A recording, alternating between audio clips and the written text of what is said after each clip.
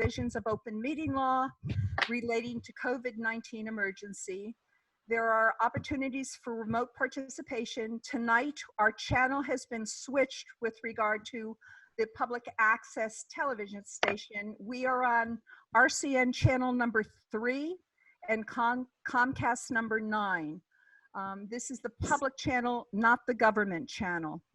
You can join the meeting by phone, and you may email any comments, questions to Lene Handy at lhandy, that's LHANDY, at watertown-mass.gov. Again, I encourage everybody who's interested in the CPC, what we're doing, to sign up for Notify Me. It's these meetings are tough. The Zoom stuff drives us all crazy. We're doing the best that we can. So Lene, would you be kind enough to do a roll call? Right. John Bakian. Here. Jason Cohen.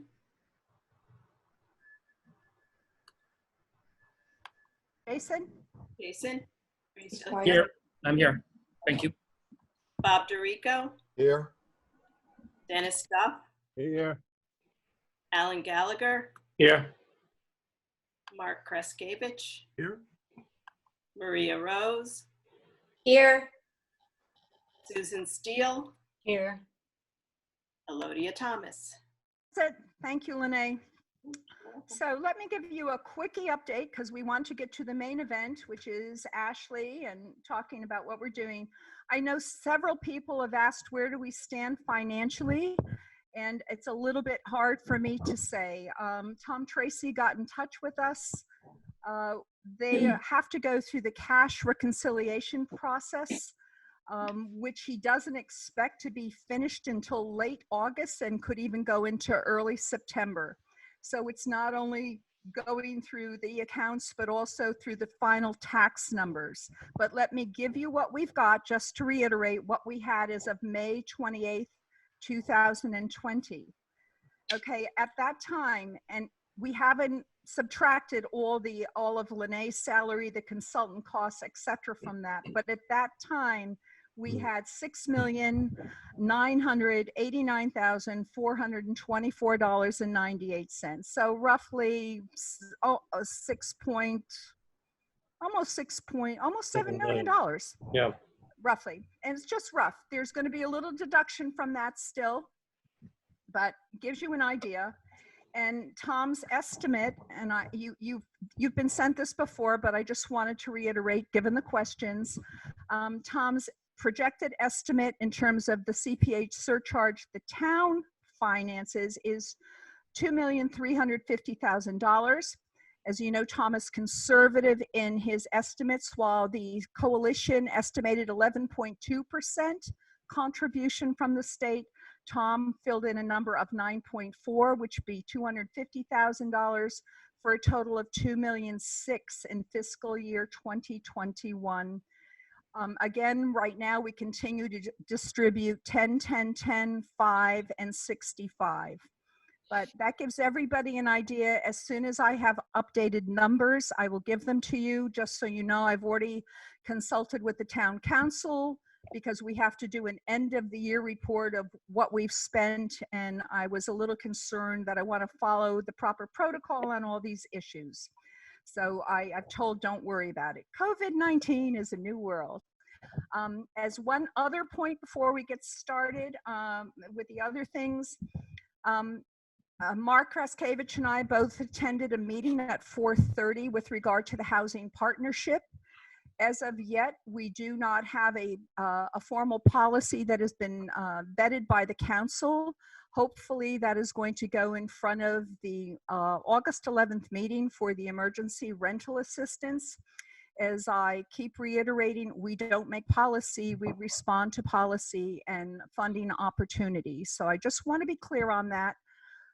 There were some hiccups in that process, so hopefully it'll be handled at the August 11th meeting. The Metro West there are two funding sources that have come into town. One is the Community Foundation organization They had originally gotten 25,000 of COVID funding. We found out tonight that they got another 25,000 for a total of 50. And the Housing Partnership has put forth 175,000, which brings the total to 225,000 for emergency rental assistance. I think Watertown is doing a pretty good job. When you look at other communities around us, Newton, of course, did 2.5 million. They have CBDG funds. They have an awful lot of money. I've been looking into who's applying. It's not what they expected. The next step down is Waltham with $1 million of emergency rental assistance. And once you go beyond that, it's 100,000 in some communities, 150, 175. So I think Watertown right now is in the ballpark with 225 and our population. And folks, we are just moving along. We're working things slowly through, just trying to figure out policy and then figuring out how to respond. So just please bear with it. I would like to do have a motion now for the minutes. So may I have a motion to approve the minutes, which Lene had sent out to everybody. Thank you, John. I'm not making the motion. I want to ask some questions and corrections. Quickly, John, we only have about 2 hours, but go ahead, please go ahead. Very quickly. In the, let's see, under the heading of goals and the guiding principles worksheet on page 3. John, we're not there yet. Could we finish what we have on the agenda, please? And we'll deal with that later. You're jumping I'm way talking ahead. about the minutes. Okay. You're talking about the minutes? Yeah. Oh, I'm sorry. I thought you were asking a question about something else. I apologize. The attachment of the worksheet. It's not about the attachment of the worksheet. In the minutes on page 3, under the heading goals and guiding principles worksheet, that's the heading in the page 3 of the minutes. Yes. There's a sentence that says, John asked about considering emergency rental assistance request and so on.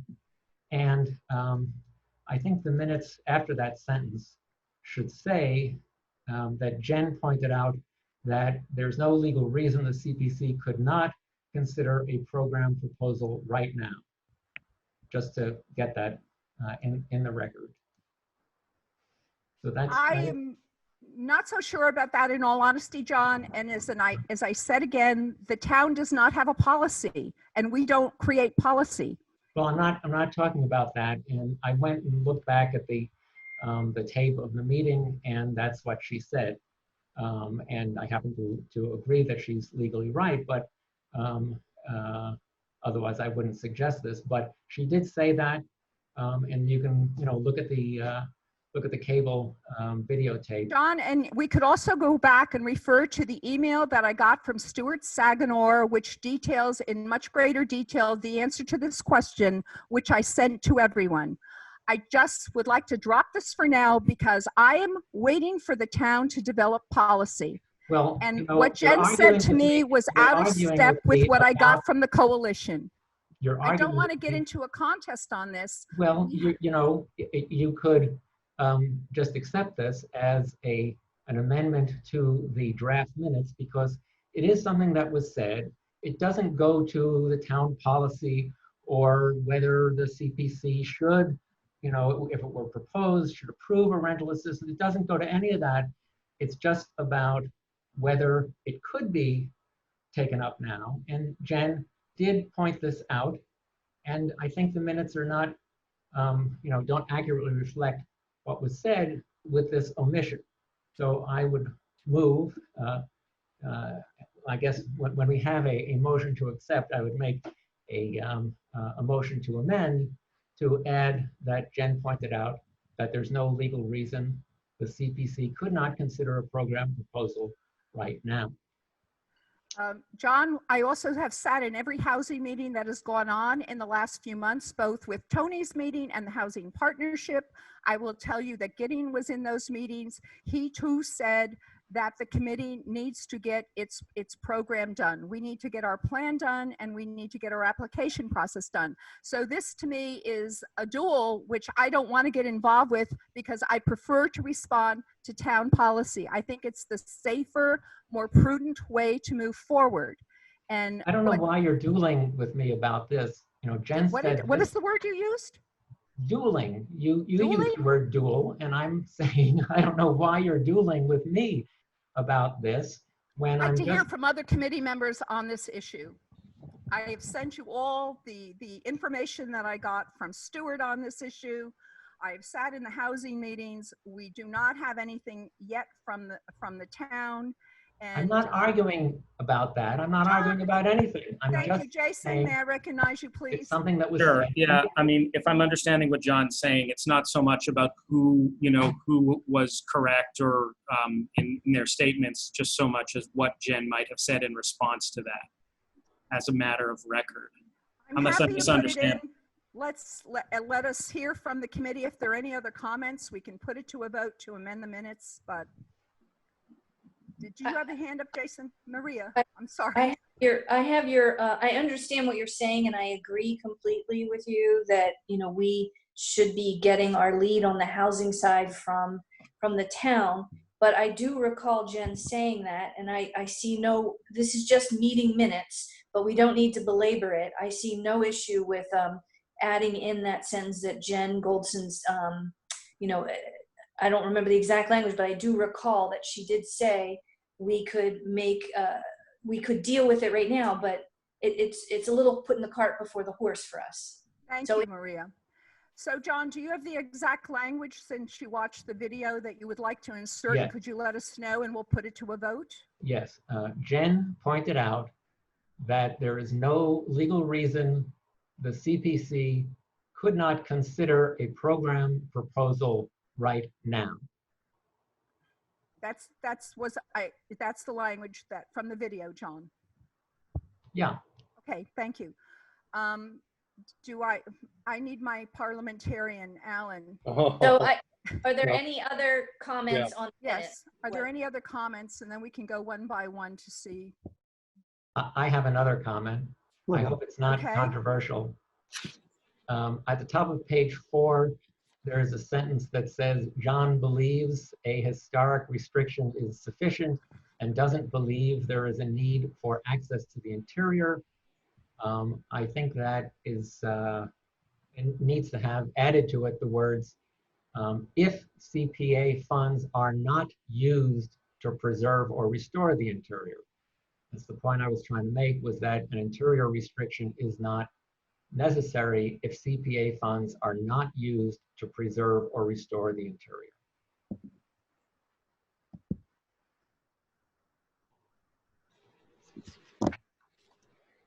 Did you get that, Lene? Sure, I have that.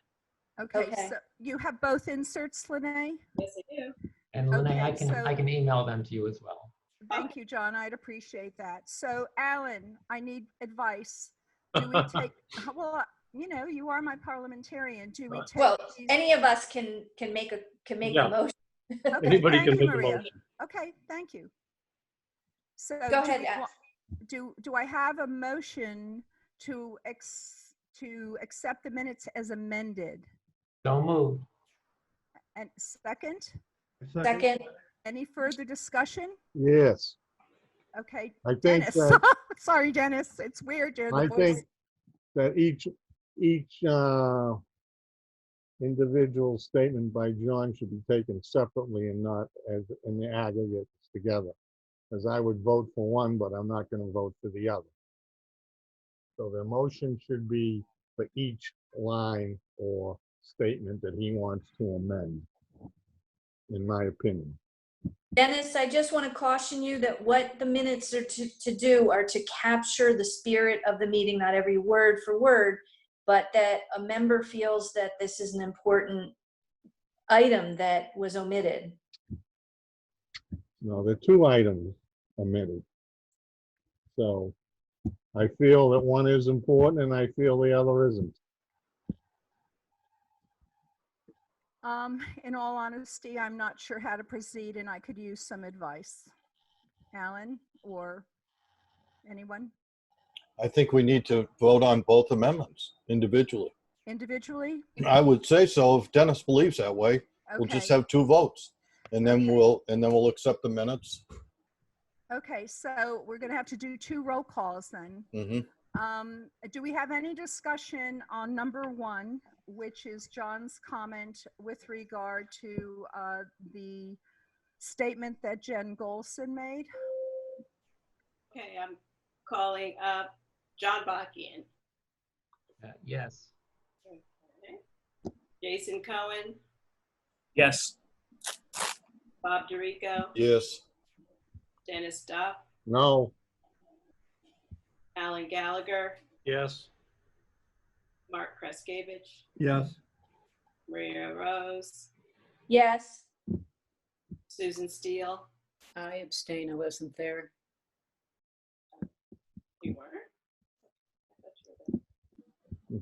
It's Leah not at the last meeting. Thomas. Claudia Thomas. Yes. Okay. Okay, on motion, on the second change in the minutes, and again, John, I'm sure that you did this word for word by looking at the video. Again, may I have a motion to approve the second change in the minutes? Elodia, I did not, the second comment about what I said about interior restrictions, it's not a quote, it's the sense of what I said, just as what's already in the draft minutes is the sense of what I said and not a quote. But, okay, I've been in enough meetings, John, I'm just raising this concern that some people like to amend minutes after the fact, and I just want to be sure we're not doing that, so. No, well, yeah, if you listen to the tape, it's the sense of what I said, yes. Okay, I will trust you on that. Okay, again, Thank may I you. have a motion then?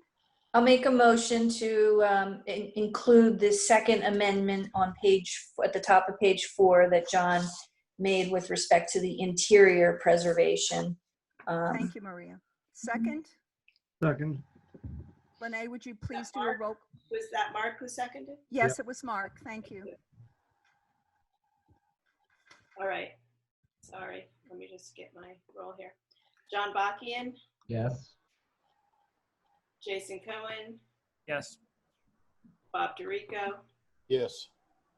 Dennis Duff, yes, Alan Gallagher, Yes. Mark Kreskevich, Yes. Maria Rose, Yes. Susan Steele, Abstain. and Elodia Thomas. Yes. Lene, one minor thing. So our notes say that Susan was there last time, so we should probably correct that as well. I Thank should you, have been. Maria. What's that? I should have been, but I was not. Oh, right, that's right. You. Okay. All right. You have 3 corrections, Lene. Okay. Okay? Yes, Terrific. got it. Thank you. Next up is to renew our membership in the coalition. They did not increase their fees this year. Again, it's going to be $4,350 for our annual membership dues. I truly want to support them. I would like to have a motion so moved. regarding membership. I'd like to move that we renew Community Preservation Coalition membership. Thank you, Dennis. May I have a second? Second. Okay, any discussion? Lene, may I have another roll call vote, please? Yes. John Bakian, Yes. Jason Cohen, Yes. Bob DeRico, Yes. Dennis Duff, Yes, Alan Gallagher, Yes. Mark Kreskevich, Yes. Maria Rose, Yes. Susan Steele, Yes. Elodia Thomas. Yes. Okay, so we are now ready to have Avery go into her presentation and review. And Avery, I think you'll have to ask Sam to do share screen. Yeah, Sam, can you make me a co-host so that I can share my screen? Yeah. Thank you, everyone, for getting through this. All right. All set. Are we good to go? Yeah. All right, can you guys all see my presentation? Yes.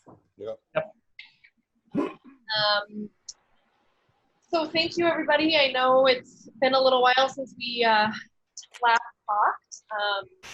I'm really excited to be touching base with you guys again and moving forward with this process. I know it's been challenging with the health crisis and everything that's been going on. So I realized I haven't, really put anything formal in here, but I hope that you guys, all were able to see. I think the engagement summary circulated, and I believe that then I also sent out raw data from the website engagement, as well as the version of the value statement, the guiding principles and goals for each category, so that you have those available. I have a document that I can pull up and show on the screen as we work, if that's helpful, but I'm hoping that you guys all can have either a digital or paper version of those materials with you as we talk through this. So I will say, I'll just start off by saying that we didn't get as much engagement on the website as we had hoped. We did get some, and I think that the webinar went really well. We had 50 plus people on it at one point. Is that right? 54 that I counted at, Avery. And I think that definitely got some more activity on the site. There are definitely more people that are aware. We got some feedback that I, want to talk with you guys about more tonight. So I just want to give you a bit of an idea about what the objectives for tonight's meeting are. Number one, I want us to walk away confident about a finalized set of, the value statement, the guiding principles and goals based off the feedback we did receive. With all of this, we want to try to stay on task and keep things relatively brief if possible. I know that our last meeting ended up going late, and I would like to, end at 9 and honor your guys' time as much as possible tonight. Number two, make key about the CPC's operations and application process. And again, walk away having a sense of what the draft community preservation plan and application materials will, what they'll look like and how they'll be structured as that's coming up. So that leads me to just a reminder of where we are in the project. We are at this meeting, which originally was supposed to be last week, I think, but we're now here. On the 10th, I will distribute a draft of the plan and the application materials for you all to review. You will have about 10 days to review and comment on those draft materials. And then we will meet again. And Lene, I wanted to check with you. We can talk more offline, but definitely want to check with you about whether that 8/20 date is something we should stick with, or if that date is still a little bit up in the air. We might have to tweak exactly how the schedule plays out depending on when that next meeting will be. But I just wanted to give you a sense of that. And then 2 weeks later, about 2 weeks I think it is, we will post the revised draft plan and materials on the website for public comment, and then have our hearing on the 17th, and then do final adoption after that. So without further ado, I want to dive into just briefly revisiting. I know that we spent a lot of time talking about this last time, and doing revisions and kind of getting everything at a place where we felt good, because we did receive feedback. And one of the questions that actually came up at the webinar was, concern about how we're actually going to take that feedback and implement it and use it in the process of the plan. So I met with Elodie and Lene last week, and Jen, just to kind of prep for this meeting. And, we talked about really giving those comments and that feedback a chance to be heard, and for us to process it as a group and decide whether any further tweaks need to be made. So these are the general takeaways from what we heard about the value statement and guiding principles. There was definitely a lot of overlap in comments between the two. So being too rigid, restrictive, or complex, that's really more about the guiding principles. And I think that largely comes from a misunderstanding of how they'll be used. And I think that we can, do a good job of explaining that in the plan and in the application instructions about how, these are really a guide, and projects that display some of these attributes might be prioritized, but it doesn't necessarily mean that other projects won't be considered or won't be funded. So I think that's one, good way to get around that. I think that a lot of what we came up with is really, is quality work and is unique to Watertown, but also really reflects best practices and what a lot of other communities do. So I'm not too concerned about that. There were definitely comments about including support for the arts and arts community. While that is not directly, fundable through CPA, I think that there are ways that CPA could try to incorporate, that support for arts. Obviously, if there was like a rehabilitation historic preservation project that ultimately, was used for art space or something like that, there are definitely ways that the CPC can play a hand in that. So that's something to consider. More explicitly pronounce values. This specifically had to do with, using more specific terms around diversity and being a welcoming community, and not using blanket terms like benefits for all or the broad community, things like that. To more explicitly speak about the balance and challenges and opportunities of development trends and development pressure and quality of life. And along with that, this promotion of transit-oriented design and development, strategic development. Number 5, more explicitly encourage community participation. This comment was really about engaging the community in the process while not making it overly cumbersome and complicated. And then to promote wide distribution of funds geographically. So this is really a comment about making sure that things are distributed equally throughout the community, and making sure that underserved areas are, get attention. So based off of that feedback or those themes, I made a few recommended, like what I would do based off of my interpretation, my advice and my recommendation. These are the tweaks that I would make. I highlighted and underlined the pieces that I changed.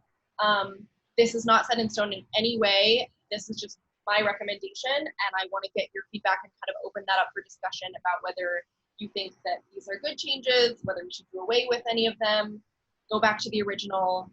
So yeah, I just want to open the floor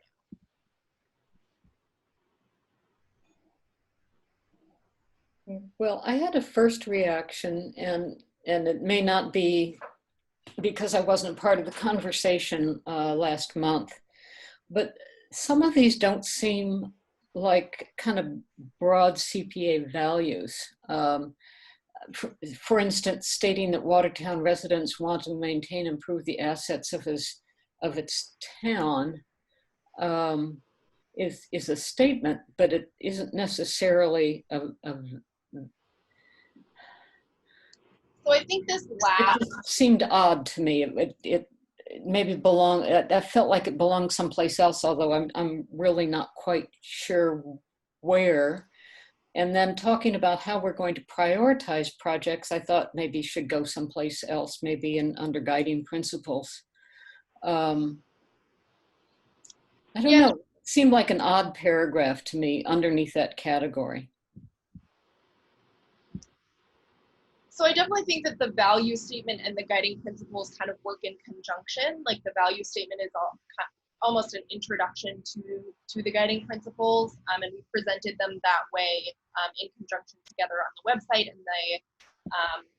the idea is that they would be presented together in that way in the plan. And we'll talk about guiding principles next, but I just wanted to focus on this one first. But do other people feel the same way, or what do people think about these changes? I get a little nervous, Avery, in that this is a smart growth tool that goes to 4 particular areas. And when we start, I get nervous about inserting things because 2 people made a statement about something, and I come from an art background. But to insert arts culture, we don't fund arts projects. We don't. Right. And I don't want to lead people down that path. I have some ideas about how we could work around those issues, but I think it's a misnomer. And then, when you go on want to maintain and improve the assets of their town. I think Watertown is more about how to maintain and improve the character of our town, because people have a lot of pride in terms of, being here since 1630. They have a lot of pride of the immigration waves that have come into Watertown. They have a lot of pride of being kind of a nitty-gritty town that is a real mix of various people. And so when you talk about assets, I realize that ties into capital improvements, but I see the value statement, particularly from people that speak with me, and we all have different people that speak with us. They feel the town is slipping away given this onslaught of development that we're going through. I just found out about 2 more projects that are coming online, 3 potential in the town, and people keep saying, what about us? And I think the CPs, I think our task is to really focus about what about Watertown and really push for that in a really strong way.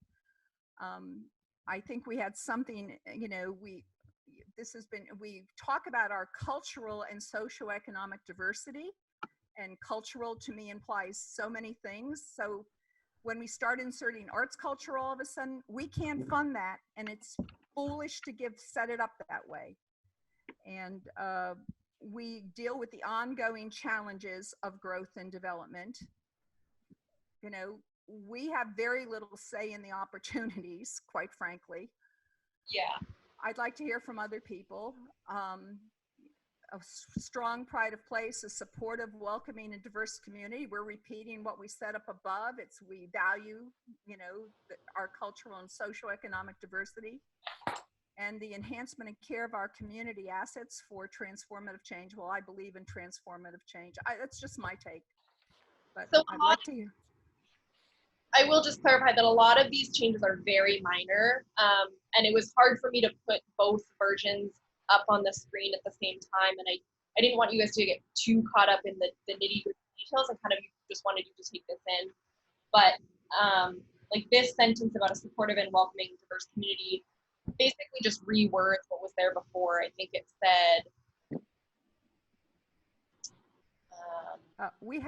what we did have before, we had the CPC will prioritize, well, I'm looking at several versions. I could be confused in all honesty. The CPC will prioritize projects that build upon Watertown's values, a strong pride of place, the greatest good for the greatest number of people in our community, and the enhancement and care of our community assets, its people, history, and natural resources for transformative change, for the health and welfare of all, and for the generations to come. That's one take that we had. so do other people agree? The main thing I'm hearing from you, Elodia, is to take out the piece about arts culture, and I think that's absolutely okay. I, in a lot of ways agree that it's one comment, it's not really fundable, or it's a few comments. It wasn't just one comment, but it's a few comments, not really fundable. You don't want to confuse people. So I think it makes a lot of sense. But do other people agree?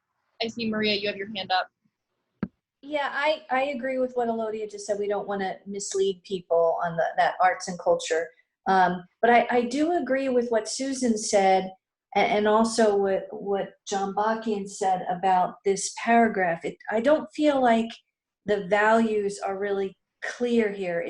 And I kind of understand how you got to it because it's based on the survey, but the wording, that last sentence or two, I just feel like could be worded more like a true value statement. It doesn't really jump out at me, but I'm okay with whatever the group size. It just seems like it's not the values. Like, what do we really value? So we value, cultural richness. Do we value the diversity, and the fact that this used to be much more blue collar of a community, and we're seeing a shift right now.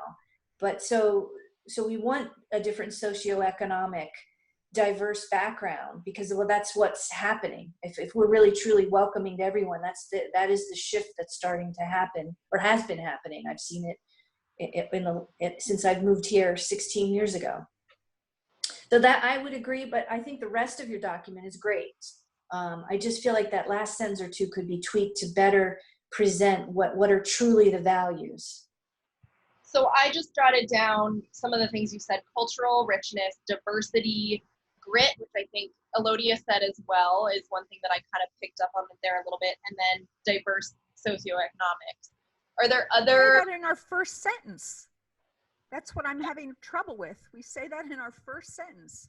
Right. Yeah, Mm. we do. The concern of this community is how to stay Watertown, you know, I mean, in a way, but still evolve under the pressure of development. You know, Marie is absolutely correct. This was a blue collar town. It's changing really fast given all the biotech and life sciences pouring in. We are now one of 25 millennial communities in Massachusetts. We can't ignore that.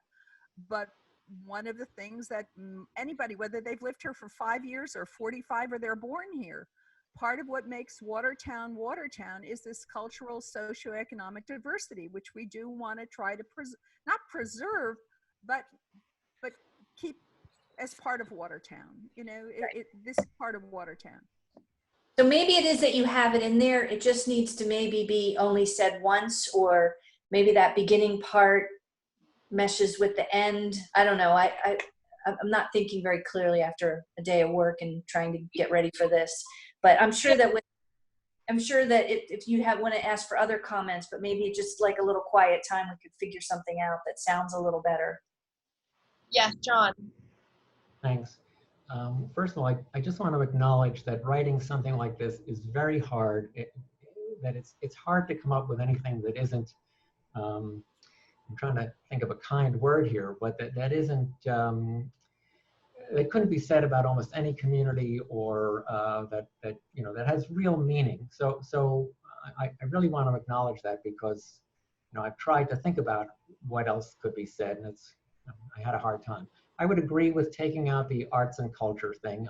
I have a lot of affection and respect for the person who made that comment, but I think it doesn't belong in this paragraph. I don't really have a problem with the fact that it says diversity in two different places. The first sentence is talking about what you call, Avery, you know, the assets of the town, and you're obviously not talking about just, you know, physical assets, but you're talking about the, you know, the valuable attributes of the town. Right. And you know, as many people have said, our diversity is one of the, you know, attributes that we value about the town. And then the last sentence is trying to put forward a set of values. So it's, again, it's really hard to you know, make a value statement that isn't just sort of a fact statement about the community, or anyway. So I don't have a problem with, in that last sentence, then saying that one of our values is a supportive, welcoming, and diverse community. I mean, I like the idea of getting in those words, supportive and welcoming. And, you know, we value this asset that we have, diversity. So I don't have a problem with saying that again. Yeah, this all, you know, could be worded better if we spent a lot more time on it. Yeah. There's just, not to beat on this, but if the second sentence moved down under guiding principles, I think it would make more sense. The second sentence doesn't seem to be related to a value statement. This sentence about the CPA. The CPA provides, it's about the CPA and what we provide, what we fund. It just doesn't seem to fit in a value statement to me. How do other people feel about, you know, I mean, that in a lot of ways, the rest of the plan will explain that. I mean, there will definitely be language in there that's explained what CPA is, what the purpose is. Mm-hmm. How do people feel about removing that, or moving it to a different section, or rewording? What do other people think? I agree with Susan. That kind of does. Oh, go ahead. Move that blue highlighted sentence to be the first sentence under guiding principles number 1, then followed by the statement the CPC will prioritize projects that are consistent with the community's needs and blah, blah, blah, blah, blah. I was just going to say that, Mark, that's exactly where it belongs. Great, Mark. I like that, Maria. I like that, Susan. I like that, Susan Mark. was suggesting, I think, so that makes sense. So you're saying that this, I'll agree with Mark on that, and I agree with everyone else that the arts and culture wording should be removed as not only confusing, but then as it started to dilute the monies we use for the rest of the categories that we're supposed to take care of. Thank you. There's only one other word that I wonder whether it's I don't know, the word prioritize under the CPC will prioritize projects. It just seemed, what if we changed it to say something like the CPA, like Watertown CPA resource provides opportunities to build upon, or something to that extent. So it's not about prioritizing what the CPC is doing, but it kind of gets at what this resource can do for the community. I think I just think if you could find a different way, leaving the word prioritize off, it might, this is a paragraph that is a more general paragraph, and if we could use prioritize later on when it comes to goal or something like that. I just want to clarify quickly, were other people suggesting that I move this sentence to the guiding principles? No. No, Not that one, the other one. the second one, the middle one. That one. That one, all the way down to artifacts. Yep. Okay.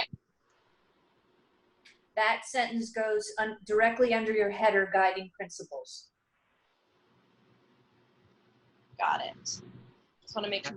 I think that's a more manageable value statement in terms of the length anyway. Yeah, that's a good point.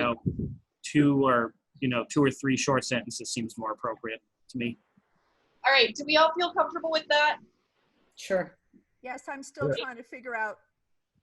I can send out a revised version ahead of time just so that you guys can double. How about, rather than Susan, rather than prioritize, would you prefer the CPC will evaluate projects Oh, that's good.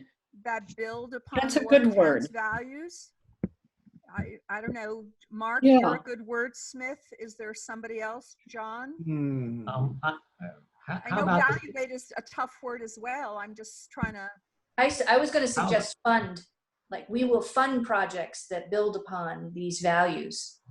That's sort of, or the CPC will seek to build upon Watertown's values. that's good.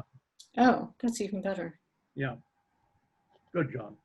Okay. Yep, How about the CPC will seek projects, is that what you said, John, that build upon Watertown's values, or solicit projects? I missed it, I'm sorry. I said the CPC will seek to build upon Watertown's values. We'll seek projects that build upon No, I Watertown's, didn't. or solicit, or just say, taking out projects? Yeah, I would take out projects also, just that our goal is to build upon Watertown's values. Yeah, so take out these three words and say seek to. Okay, great, That is good. Yeah, I like that. okay. All right, I think we're in agreement, which is amazing, and I'm really happy about it. So we're gonna move on. Not endorse, but okay, that's okay, I'm good.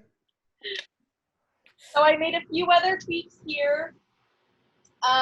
First, I just wanted to, I think, to kind of help people wrap their heads around some of these ones, I added in this word collectively, just so that people know that it's not every single project has to meet every single one of these. It's collectively you're trying to generally achieve these, these standards or these outcomes or these priorities.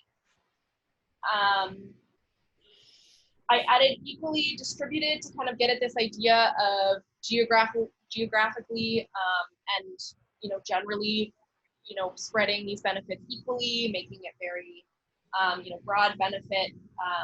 This is something that I know we talked about before. I have to interrupt you here. I don't think that you can have equal distribution of benefits. It's just, I don't think that's a good word, because some projects are going to benefit one group more than the other. If you have a housing project, it is not going to be equal benefit. Right. It's not going to be equally distributed. I totally disagree with putting that in. Well, and I think that's really one of the things that has come up in a lot of these comments is this idea of wanting projects to be, someone said something I think about that with highly visible and accessible and generating broad benefits is that not every project can do that. And not every project is going to be highly visible or is going to benefit everybody in the community, or even necessarily give access to everybody in the community. And so I guess I'm curious if you guys have other ideas about how to best word that. And if not, we can go back to how it was originally. I just threw this out there as a way to immediately address the comments, the additional comments. Go back to our highly visible, accessible, and generate broad benefits for our community. Because when you're for your community, you look at, I think Lene is absolutely correct. Some people, if we, we're going to commitment to affordable housing or community housing, however we go, that's going to benefit some people in the community, but it benefits me as a community member. It strengthens my community. So equal distribution, I think, is a bad word. We are 4 square miles. Some places we have space that we can maybe do something, we're all about redevelopment, God knows. But, part of being a community is all for one and one for all. And it's just the strength of the community. So I think we're getting way too in the weeds on that one. It's just broad benefits for our community. Jason, I know that you had your hand up earlier. Do you want to jump in? Yeah. Yeah, I was just wondering if, I think I'm now more understanding what the objection is. I was going to propose to add a word like strive to generate broad and equally distributed benefits, just so it seems like we're doing our best to try to spread the wealth, but maybe that's missing the point entirely of what the objection is. I don't know. I agree with Lene. Oh, I'm sorry, Mark, go ahead. Yeah, I can't see I think people we, who are historic resources, for example, are not equally distributed geographically through the town. They're concentrated in certain areas of Watertown. Open space and recreation, maybe we want to see more equally distributed. But, community housing, I think is sort of site specific of where opportunities are. And B, you may want to get them more located close to town centers, close to walking distance to school, close to transit opportunities. So calling for equal geographic distribution, I think is totally erroneous. I agree. Mark. So it sounds like people are saying that we want to revert back to the original language, and if that's what the general consensus is, I don't think we need to continue to discuss it. We can go back to that. That's absolutely okay. I just wanted to put this out there. So I'm going to move on to the next one. Wait, why do we still need opportunities? Why isn't it just simple, are highly visible, accessible, and generate broad opportunities for our community, broad benefits for our community? Do we need the opportunities? We can do that. How do other people feel? That's tighter and better, I think. Simpler, cleaner. Okay. Avery, one quick thing before you move on. And I feel like I'm picking, but to me, it gives a very different sense. Instead of saying, what do people think about if instead of saying at the beginning of each of these categories, proposals will rank higher if they are collectively consistent. Prioritize, so I've changed I've eliminated prioritize and inserted ranks, and I've substituted proposals for projects. We do not ourselves make projects. We rank projects, we review projects. So right, Mark. We review proposals. Yeah. And so that gives a better sense of what we're actually doing or will be doing. I like the ranking. That makes sense. I also think about the equally distributed thing. I mean, that it's a little, it may take 10 years and you would get some projects equally distributed. It's like, I think it's best to eliminate that, which you already decided. That makes a lot of sense. If I may. Hello? Yep.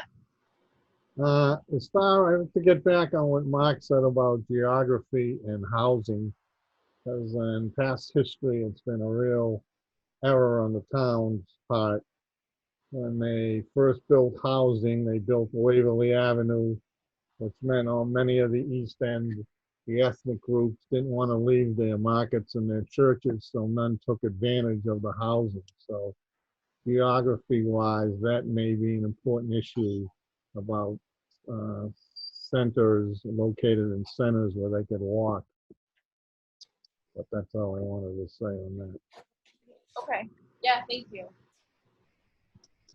So I want to move on to this second one quickly. I wasn't sure if this was the best place to put it, and we could make it its own, or I didn't want to make the list too long. And this is kind of getting at design, yeah. So I thought I could maybe add this in here. There were comments about making sure that accessibility, like going beyond just basic ADA requirements, and making sure that there's universal design and accessibility, as a key value for, and priority for CPA projects. I'm curious what you guys think about adding that additional language.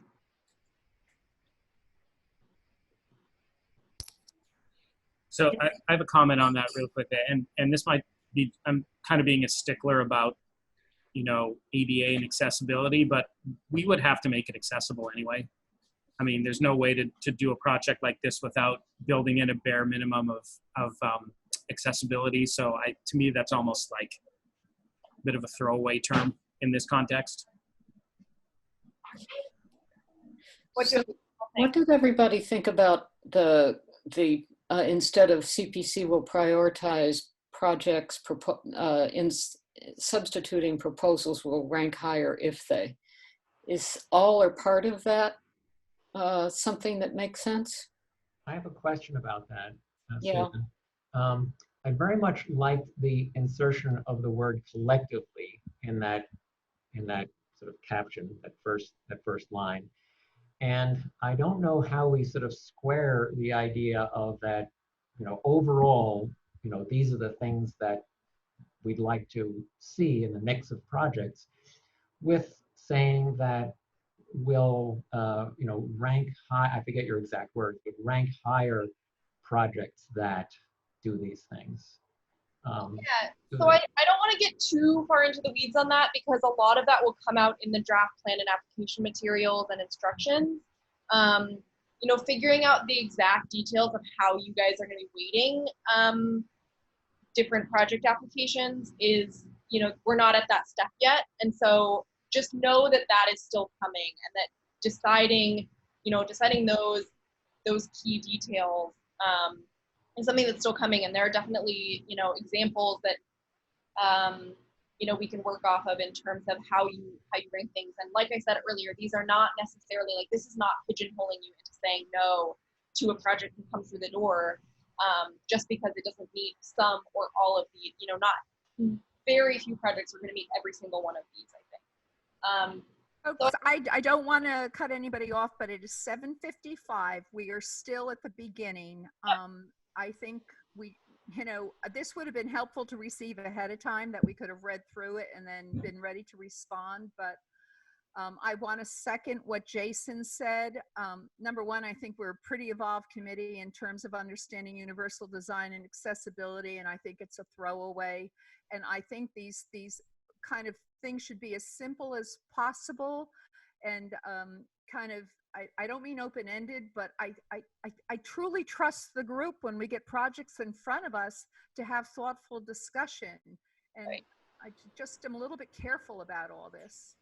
So I just want to address what you were saying before, Susan. I had heard support from at least a few people to change prioritize to rank higher.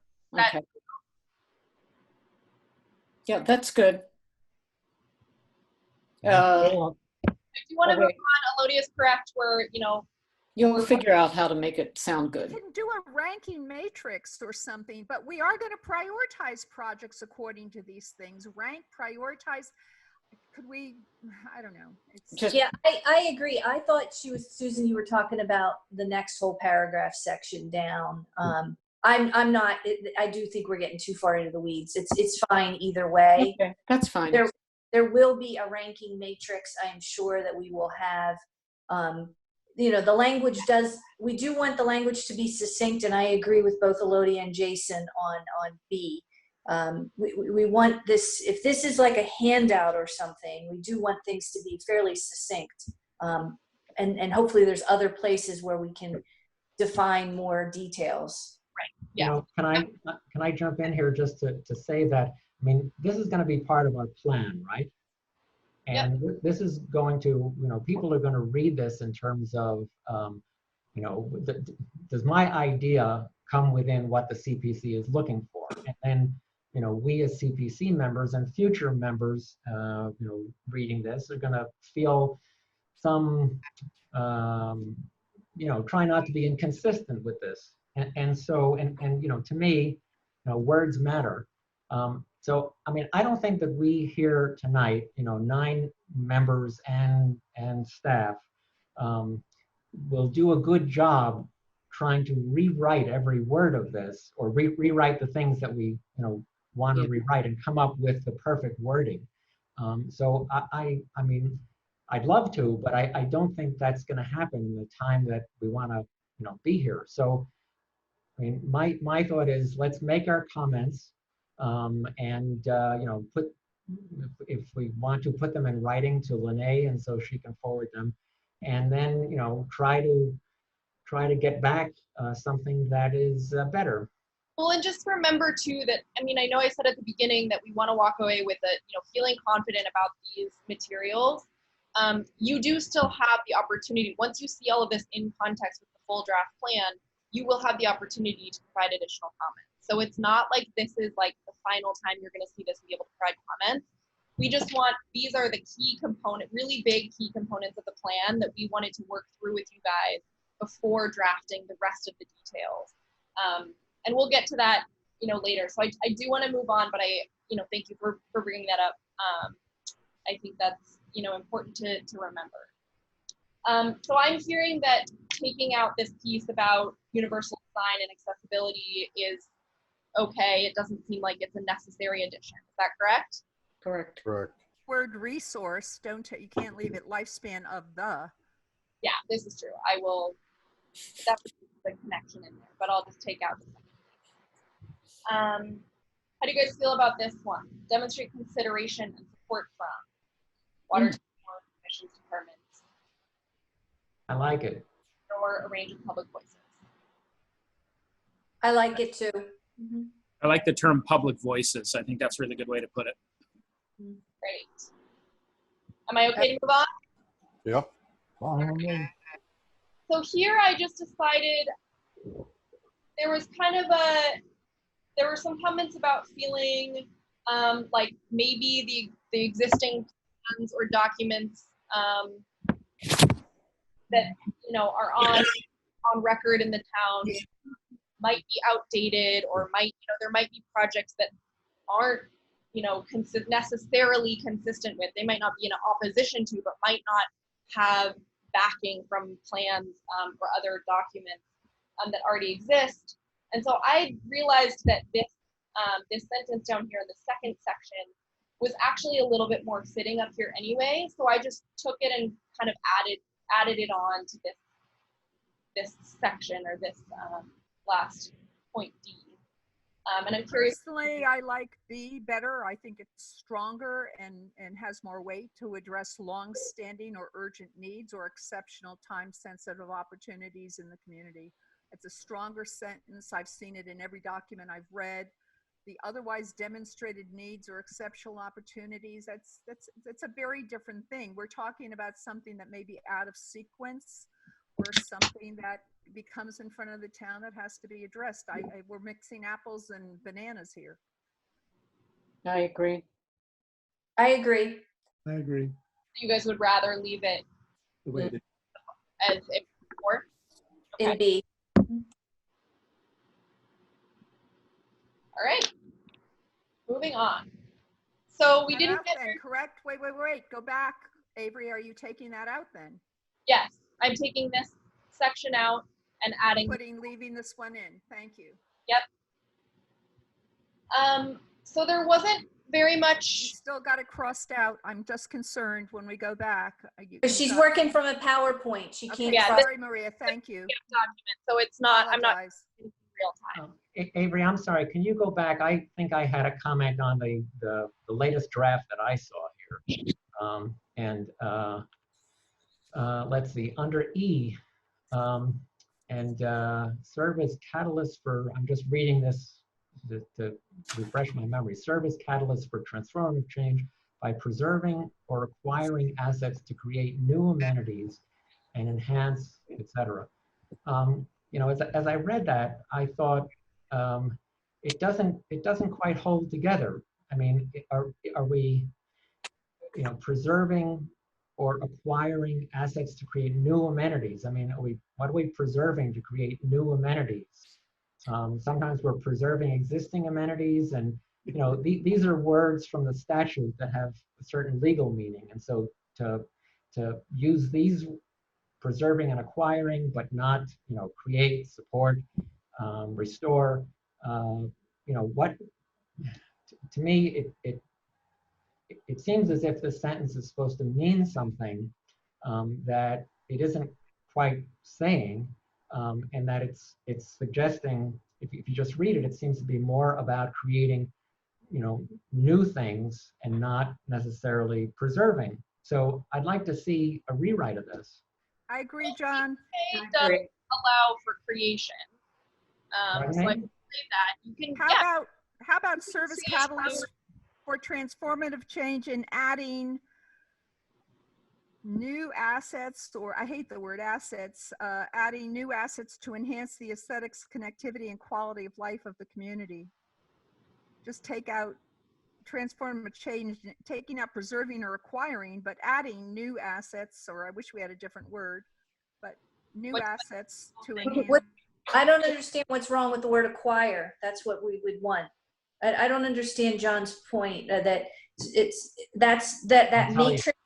That matrix is always about preserve, acquire, create. So those terminology she's using are straight from the statute. So I'm confused why that's not good.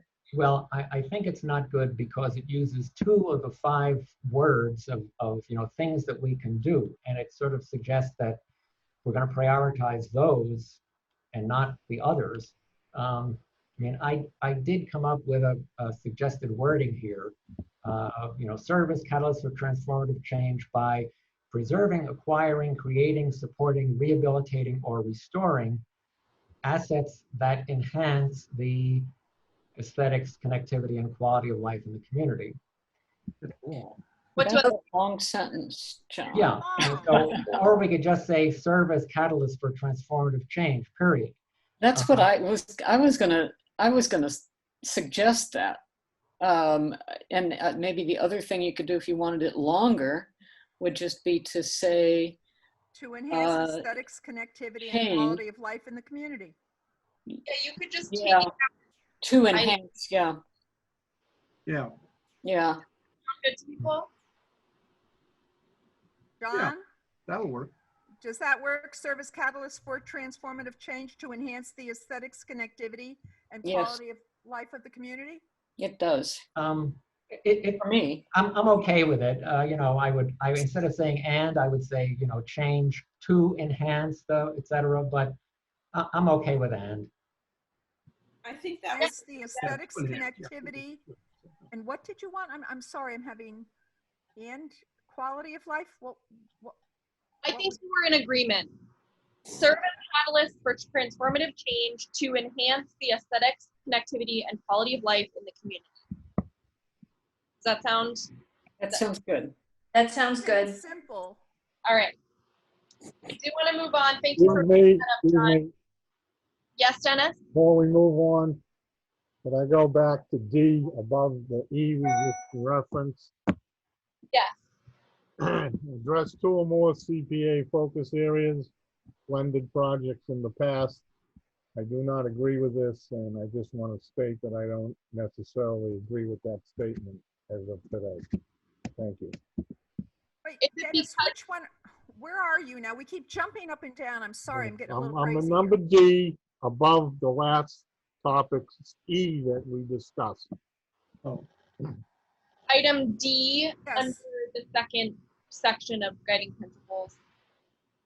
So my thought on that is if the survey said that that was, because I put that, yes, that should be prioritized. And if the feedback is that many people in the community felt that is a true statement, then it should stay. Yes, definitely. I think that's I what just feedback was. think that it could dilute, you know, the project. If you had a housing project for $1 million and then you cut it in half to 500,000 because you wanted to put open space at 500, then you diluted the housing project. That's my own. Dennis, we're not saying that you have to, but obviously I know that. I I understand can that. give you examples that if we could get, you know, that a double hit for a project would be really exciting for our town. I can think of several projects that would combine both housing and park space. So, you know, should these properties become available, but it's just saying that this lifts something I'm up. not saying to take it out. I'm just saying I don't agree with it. That's all. Well, Okay. I guess I'm not Okay. understanding why you don't agree. I'm having. Thank you, Dennis. Can we move on, or do we need to discuss that more? Move on, please. I'm going to move on. So there weren't very many comments on historic preservation goals, but I felt like they were all supportive. I don't see any need to change anything there. So I want to move past it unless anybody has anything desperate, dire that they want to say. No. Nope. So community housing, again, you know, we heard, actually this one is not specific about diversity, it's about diversity or a variety of housing options. There were about, you know, wanting to have that be part of the goals, providing, you know, various different types of housing. There was definitely some discussion, which I know that we've talked about this already. There was some worry about diversity,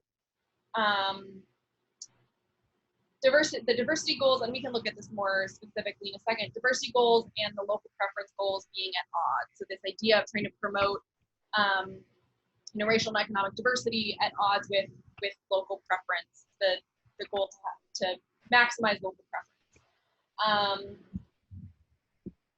There was another comment about, you know, instead of talking about supporting economic and racial diversity, to be more specific and to the point with the language, the idea here is about serving low and moderate income households. There were some people that talked about specifically and explicitly giving support to or protecting renters, which I don't really feel like that is necessary. I think that if you're going to do that, you need to also do that for homeowners. So that's not something that I felt was you know, a strong enough candidate to add anything. I didn't see an easy way to add it in really. And I think it was just one comment maybe. Another comment was about clarifying that the overarching goal is to create affordable units and create new opportunities in the community. This is in relation to the goal about maintaining safe harbor and trying to get to that 10% threshold. And then the last thing, which again, I know you've talked about a lot and I don't want to dive too deeply into it or get too caught up in it, is the idea of including the possibility of using CPA funds for emergency and or other direct assistance, housing assistance programs. So I did want to give you just a little bit more information about the local preference piece. So local preference, state requirements require that you know, local preference units that are preserved for local preference have to be offered to current residents, current municipal employees or employees of other local businesses, and households with children attending the locality's public schools. And we're pretty sure that it's public. I checked with Jen. I think it's just public schools, not private schools. And I know that you guys have talked about this and know this. You're allowed to reserve up to 70% for local preference. And you cannot advertise local preference because it's seen as a dissuasion to other outside residents. But I also just wanted to point out some of this is from an article that I found that's, you know, it really is just explaining why some people have issue with this. And the 3 points that they make are about non-residents' rights to move to a different town, the potential which, you know, based on the standards that the state sets, none of this is illegal, but there's some gray area, and this is a critique that people bring up. The exclusion of protected classes could be a violation of the protection clause, and preference could violate the Federal Fair Housing Act. So I just wanted to give you that background, and I can send those articles and resources to you if you would like. And I'm not saying one is right or the other, just wanted to give you that information. So here are the recommended revisions. This one, I don't know that it's necessary. It's really just to appease those comments and include that. But I just added into this first one a variety of household options for low and moderate income households. So it still has all of the language, but we're just adding in that specificity. And it does make it a really long sentence, so I'm not sure, if it's necessary or not, but I wanted to get a sense of what you think. Why can we just not say creation of affordable and community housing based on documented community needs? I mean, the problem is right now, again, Mark and I were in that meeting. We're waiting for some reports. Watertown is in big flux, right. But I think we keep this as simple and as positive as possible. Creation of affordable housing and community housing. We don't know. I mean, that's it. What do other people think? I agree with the chair. You agree with what? The chair, Dr. Thomas. I do as well. I like the new language, actually. I think a variety of housing options for low and moderate income houses. I think some of the responses to the survey highlighted the desire to have a variety of options available. I like the addition as well. Anybody else? We're kind of 50-50 right now. Yeah, I like specifically talking about a variety of housing options. So I basically like the addition.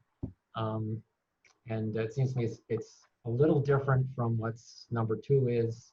So I don't think we need number 2, John. So I'm just trying to go with number 1 in all honesty, because it just repeats, But if we're supporting income and demographic diversity by funding the creation, again, you have to think what you're promising to people, a variety of housing options for low and moderate income households based on documented community needs. I mean, we don't know yet what Watertown needs because we have no report, but the CPA can fund affordable and community housing. I don't know which one we need more of because there's no documentation. Some people say we need everything. And when we say a variety of housing options, what does that mean? Can anybody explain what you're thinking when you say you like it? What does it mean? So in my mind, that means different types and styles of housing, not so much about, I mean, it could, it very well could relate to, different income levels. It's a pretty all-inclusive phrase, but that's what I think of, is just having a variety of options and trying to promote that. I don't know what other people think. Well, I'm just not sure how we do that. I mean, we are a 2-3 family, some single family. Most of our housing is coming in from inclusionary zoning. The housing options are out there. I don't know. I'm always nervous about over-promising things. We're talking about creating housing for affordable and community housing. And I think when you start tying yourself into a lot of specifics, and if you can't deliver, you're getting into trouble. So that's just my point of view on that one. See, I look at that statement as just saying that we are not just looking at what's affordable, which, I forget the percentages, but there's like under 80%, Maria. 80, and then income. And then I think there's that housing is 80 to 100. Right. which isn't that low when it's like at 100,000 something for, you know, family of 2 or 3, I think it No, is. 119 for a family of 4, just so you know. Last year. Which isn't that low. So I look at it as like, you know, it's stating the income thresholds. But it's gonna probably all bear out within the, hopefully, other documents in the plan. But I'm fine either way, but I do like the promoting a variety, not just for the 80% of that 119,000 for a family of 4. Other people who haven't spoken yet, do you have opinions? But I can't understand if Maria's talking about price point or style of housing. Those are 2 different things. A variety of housing options for low and moderate income households, that you are speaking at people who are at 80% or lower of area median income. That is what affordable housing is. Community housing is at 80 to 100% price point. And in some communities, workforce housing goes up to 110 or 120. So I was just saying that I want to make sure that we don't still price out people that couldn't meet that would still be a lower income than, you know. So that's why I'm saying, why can't we just say creation of affordable and community housing? Sure. Can I Because jump in? we get our data soon, I hope. Can I jump in? Sure, John. Thanks. First off, it's my understanding that the statute uses the phrase community housing to cover both the low income housing and the moderate income housing. And that's that. And correct me if I'm wrong, but I I thought like that, that even better, John. That's what the statute says, but there were some people that were driving affordable, but it does say community housing, and I like Yeah, that, clean and simple. Well, and I mean, to me, the definition of community housing sounds like affordable, but I'm not an expert in the area. When I read the phrase a variety of housing options, what I thought of was, again, sort of a physical variety, meaning, you know, single family homes, 2-family homes, you know, triple deckers, or, you know, multifamily, and that, you know, we're not, I thought that we would not express a priority now for, you know, one of those, you know, physical types of community housing, but that we're interested in hearing proposals about any of them. Great. And yes, I mean, the fundamental goal is to increase the, you know, community housing inventory or stock. And I mean, I like the idea of saying that we're in favor of a variety of housing options, but not specifying that we prefer this type of housing option to that type of housing option. So in the favor of time, I'm hearing that there are a few people that liked this change, but generally most people are in favor of keeping it the way it was originally, saying. No, I'm agreeing with John. I like what he said, creation of community housing based on documented community needs. Right. And that could include, you know, individuals, families, seniors, people with disabilities, and veterans. Can I finish what I'm saying? In the interest of time, I'm recommending that we just go with that decision, since it sounds like most people are okay with that, if not fully on board with it. Is that okay with everybody? Yep. Fine with me. All right. I do want to move quickly through this. I know we're running out of time and we still have more to get through. Support the town's goal to expand the stock of affordable housing, as well as its safe harbor status by creating additional units that are eligible for subsidized housing inventory. I don't know how important this is. I agree with you, Elodie, now that I'm, you know, looking at it again. I kind of think that the way these were originally written, covered in number 1. We can just delete it. Do other people agree? I would love, I'd love to see it deleted. Okay, I will take that language out and put it back how it was before. I think it was fine. No, I think what we're saying is take out number 2 entirely. Yes, John. Yes, John, take it out entirely. Is that what you guys agree with? Yes. Yeah. Yes. Yes. The safe harbor status is a little bit of a dicey issue anyway. It's almost like a backdoor kind of thing. I don't really want to, I don't think that should be on I here. agree, Jason. Has no place in this. I get rid agree. of. Okay. So number 4, balance support for local. No, keep number 3. Number 3 didn't change at all. Right, we're keeping it. I just want to say Yeah. we're keeping number 3, deleting 2. Yep. So for number 4, I'm adding in this idea of balancing both local preference with this idea of being welcoming and open. You know, I don't see any need to say you're going to set a specific target, whether it's 70% or 50%.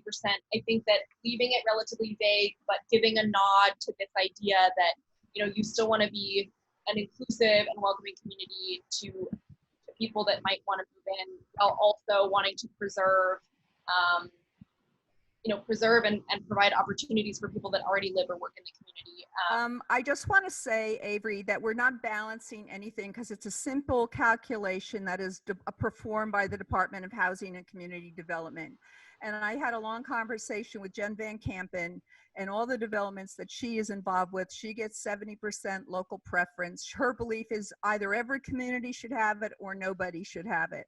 But every development that she does in the communities that she works in, they get local preference, and she's done 70% of everyone. I don't know how many of you have dug into the salaries and wages of the people that work for our town, never mind the people that work at Home Depot or Target or any place else. I mean, we just really need to look at people who work here, who want to live here. We're not shutting the door on anybody. And again, it's only on the first rental go round. I could give you a whole lot more on housing information that I've been gathering, and I really think we need to have another meeting together to talk about things a bit more. But it's not about balancing support. It's a simple calculation that is done to have community preference. So it's not like we decide. No, it's an equation that is calculated. How do other people feel? It's a legal calculation. It's a legal issue. It's not a personal intention. But you as CPC members could also decide that some projects shouldn't have local preference and some should, or something like that. I'm just putting this out there as an idea. I'm not saying you should or shouldn't do it. I just want to get feedback from the rest of you. I understand, but we are creating housing in this community. And if you go to the Watertown Housing Authority, they have no say. Watertown people have no say. They go on a waiting list, and that is a state mandated list. Whoever's on there they get preference. It has nothing to do where you are in Watertown. Watertown CPA money, people want to see it benefit residents to some extent. It's a huge issue in this town. So let's just be honest about that. These are people's tax dollars. They want it to improve their community, which includes people that work and live in this community already. There's a huge need. May I ask why we're doing housing policy for the town? I'm not. Yes, you are. No, local preference. I've talked to so many people, Mark, about local preference. This is just that people have said again and again, and the issues that we're seeing, this is to support the Watertown community. This is a one-time deal, local preference. This is a state issue. I can send you the documentation if you want to read it. Why are some of you people prejudiced against Watertown residents? I'm For not. workers. And don't say it isn't, because what happens is almost every community around us gives local preference. Yes. So the Watertown person can't go to these other communities. Well, they can go, but the odds of them getting housing in other communities is limited, as it is in this town, because we don't have local presence. So outsiders have just as much chance as Watertown residents. But yet, when a Watertown resident goes to another community, they're at a great disadvantage. So it's time to be like the other communities and get local preference and let some of the Watertown residents stay in Watertown. Because that's what you hear from a lot of people. Oh, I can't afford to live in Watertown. I'm just saying that we're making housing policy. So we're saying For this how state. we It's think. fine, you can accept it. I'm willing to go along with it, but I just want you to recognize you're making housing policy for the town. Are you not? Because the town does not now have that policy. No, they've been skirting the issue. I've been asking the town why they don't have it, and I also asked Jen why they don't have it, and she said there's no leadership. So that's a horrible thing to say publicly, but every town that she goes into, they have local preference. All the other meetings that I go into, they have local preference. It's first go round, it's a calculation. It may come out at 50%, it may come out at 70%.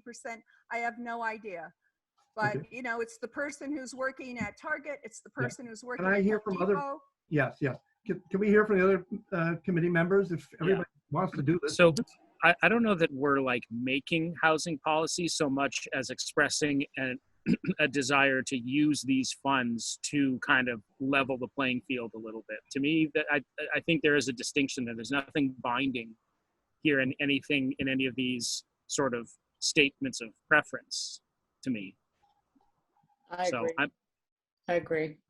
I agree too, and as a person who actually sought local preference as a City of Newton employee to try to move from out west, I used to live out in Groton, and I could not afford to live in Newton, and nor, because I'm an engineer, I didn't even make the cut. I was just above the cut to be able to get a lottery preference. So I think it's important to have. I got lucky, but if I were to try to buy now, there's no way. So I think it's important. My thought is, and at our last meeting, I expressed just the concern that Avery was addressing about the balancing of interests here. And I think I've come to recognize that, for one thing, that there is such a strong political preference for local preference that I'm fighting a losing battle, to the extent that I shouldn't call it fighting a battle, but I would just as soon that we as the CPC don't express that we're going to favor proposals that include local preference or not, and we'll see what comes in the door. But at this point, I feel like, given the statement about under limits of law and so on, that I will swallow hard and live with it. Thank you, John. I love this. So do people want to see the changes that I made taken out and go back to the Yes. original? I think what we're hearing is go back to the original. Okay. Thank you. Form required calculation for community preferences per DHCD, Department of Housing and Community Development, regulations accompanying the percentage for residents, municipal employees, employees of local business, and families with students in the school system.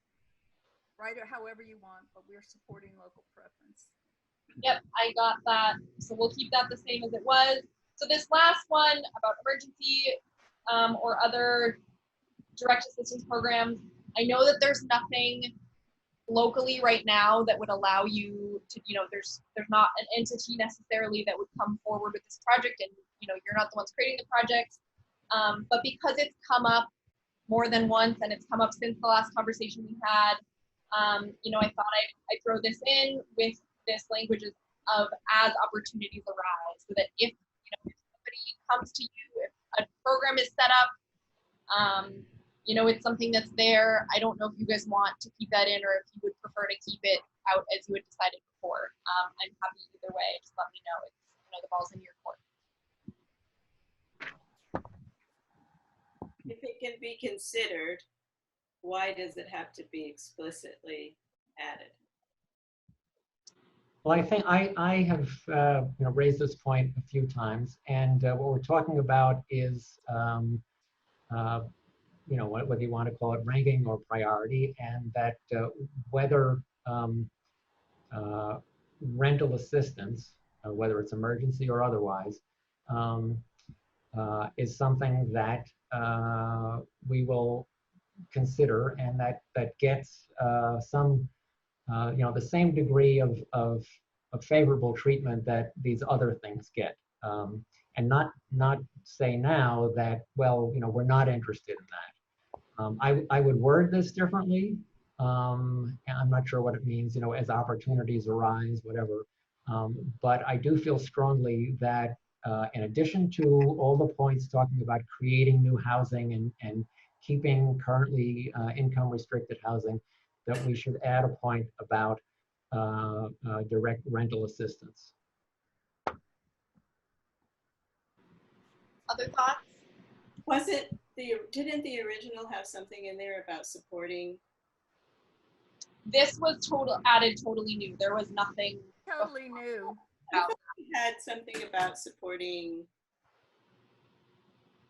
I rent. personally just feel that the housing partnership's doing a good job. The housing authority under the leadership of our fellow member, Chairman Alan Gallo, does an excellent job. And I think that those two groups plus the town council, they're the ones that take up the gauntlet, not the CPA. I don't know that I could hear all of that clearly. Did other people catch it? Yes. No. Dennis, can you speak a little louder so Maria and everyone else can hear you?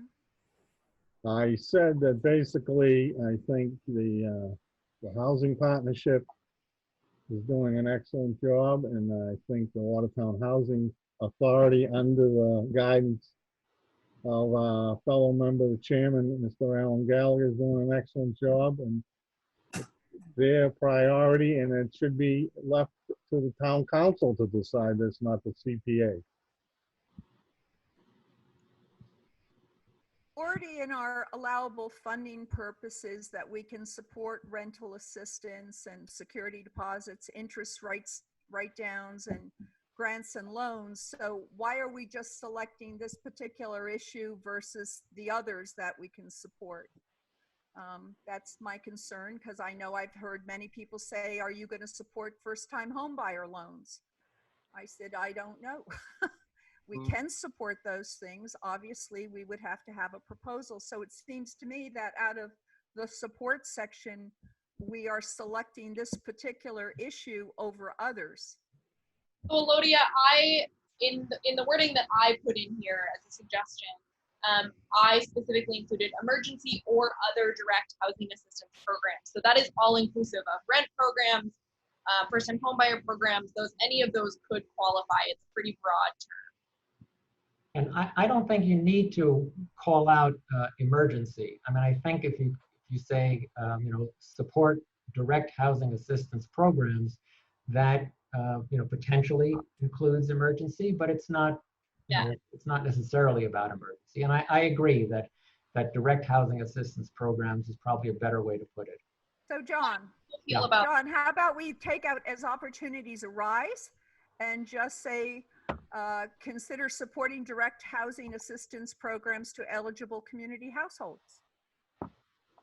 Well, I'm not sure about just, what does that mean, consider supporting as distinct from these other categories where it's, support, preserve.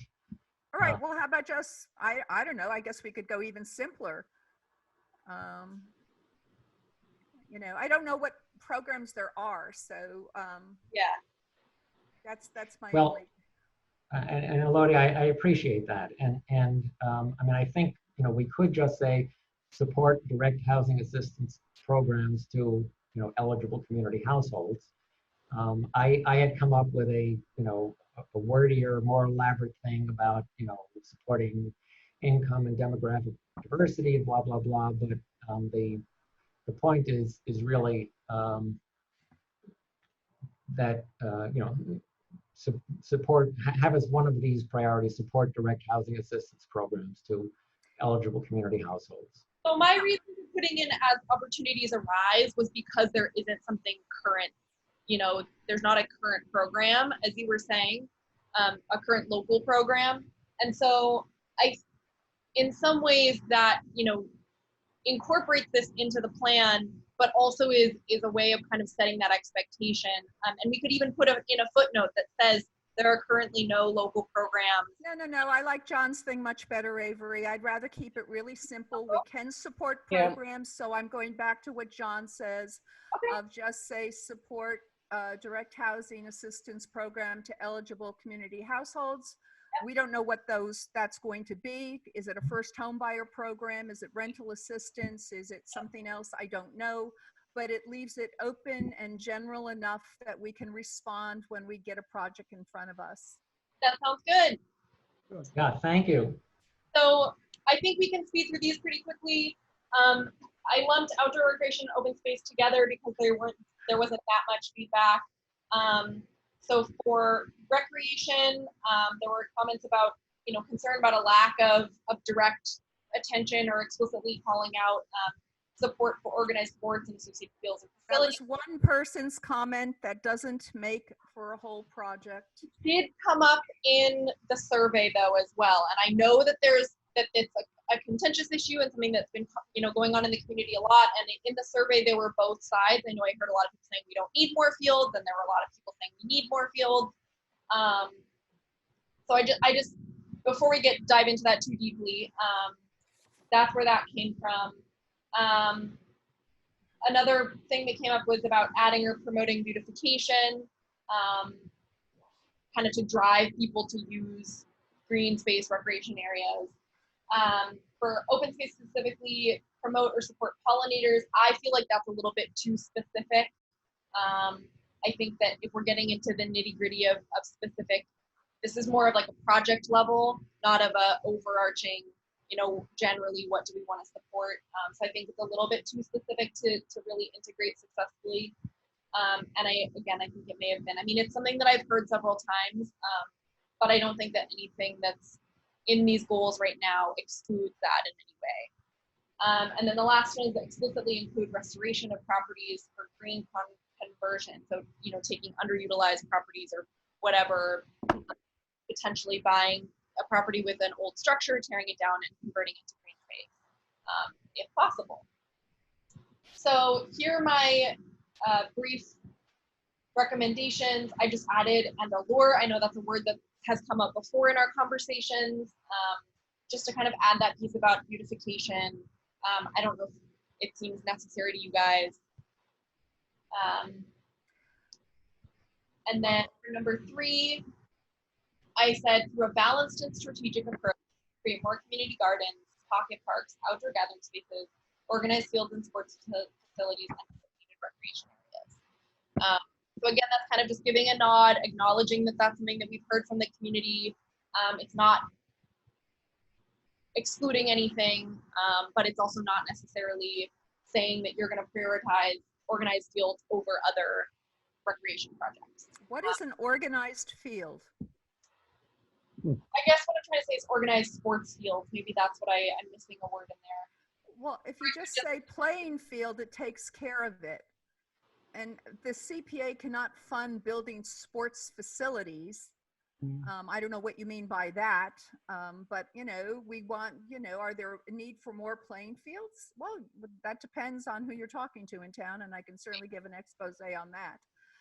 I don't think all these other words that come in, balance and strategic approach, it's simple. Create more community gardens, pocket parks, outdoor gathering spaces, playing fields, and I don't know when we throw in other needed recreation areas. I'm not sure what that is. That was there to begin with. I guess I added needed, but we could take that out if you wanted. And as far as allure, I know Mark, allure is in the eye of the beholder, Mark. But I know what Mark, that's one of his favorite words, which I do love. But, we're improving connectivity, safety, function, allure of recreational resources. How about beauty? I don't know what the right word is, but I know what Mark was driving at. Well, you could say attractiveness if you like that. Yeah, I thought about that. I like attractive. I like attractiveness, yeah. I like attractive. I love allure, but I don't want to get kinky on the community. Yeah, allure needs a floaty dress. I agree. That does kind of conjure up images we don't necessarily want. Let's go with attractiveness. Do we need it at all? Should we just remove it, or do you want to add? Yeah, I feel very strong. No, we want attractive. We definitely want attractive because we've had many conversations about some of the issues of our recreational resources. Yeah. Or imaginative. That's another word we could add. What? Well, we have. Do we have Is it attractiveness or attraction? Pardon me? Attractiveness. Yeah, I think it's the visual appeal. Yeah. Oh, visual appeal. That's nice. Attractive not only in visual appeal, but in imagination. You know, I want to take you guys to a park that I love, 2 parks that I love. And maybe we should just have a COVID tour anyway and wear our masks and go for a walk together. We're going to have all these great things that we're going to do that have all been sidelined.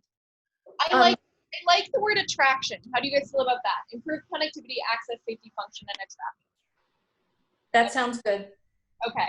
How do people feel about what Elodia recommended with just adding in, leaving it how it was originally, and so taking out this original or this beginning piece, and just adding in playing fields? I agree. I agree Yep. too. Sounds I good. agree. Okay. And Avery, just in general, some of the edits that you have made don't align, so every word beyond the numbering is a verb. Improve, create, and you had it as create, and you had to upgrade and create. So just like the last version of edits that got struck, they all should begin with the same verb. Thank you, the Maria. same. Great comment. Yeah, I agree. All right, we're gonna chug through this. Last thing, I just added this new goal to get at that idea of creating new. I think that expand is in here, but when I read this first one, it really struck me as making improvements to existing open space resources.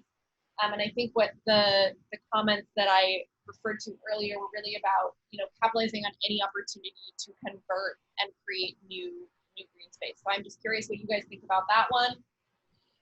I like that. It's not a verb. Well, capitalize is a verb. Yep. No, I like that because, some communities have just bought a piece of land from a developer and turned it into a public space. Not that we would have that opportunity, but we should be on the lookout for them.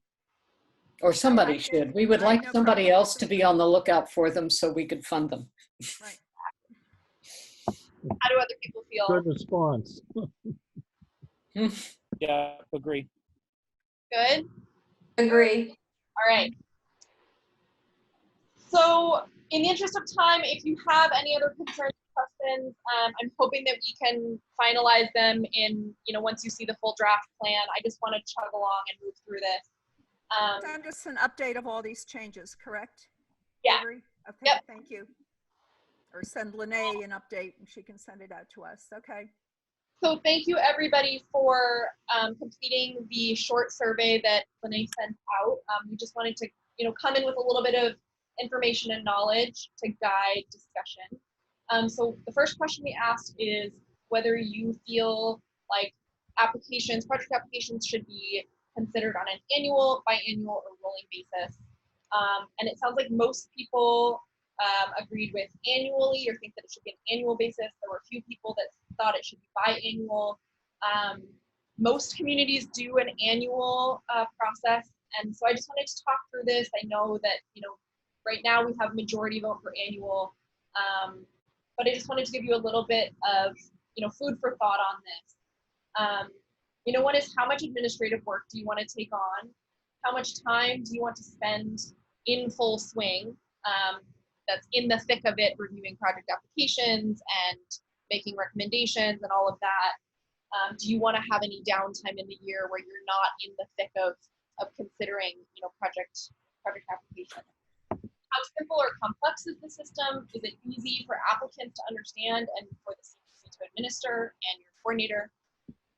How much opportunity do you want to give applicants to submit project ideas? And how important is it for you to be able to weigh multiple projects against each other at the same time? So from that perspective, if you have one round of funding every year, you'll probably have a larger pool of projects to weigh against each other and to kind of consider some of those different priorities that you were just talking about. You might be able to fund them all. Especially at the beginning, you have a lot of money right now. a biannual process obviously would give you more opportunity or give applicants more opportunity in terms of timing to submit project ideas. Obviously, the annual process would be a little bit more simple and straightforward. One thing that I have included here, these are some of the other communities' processes that you suggested in the survey that you thought were good models.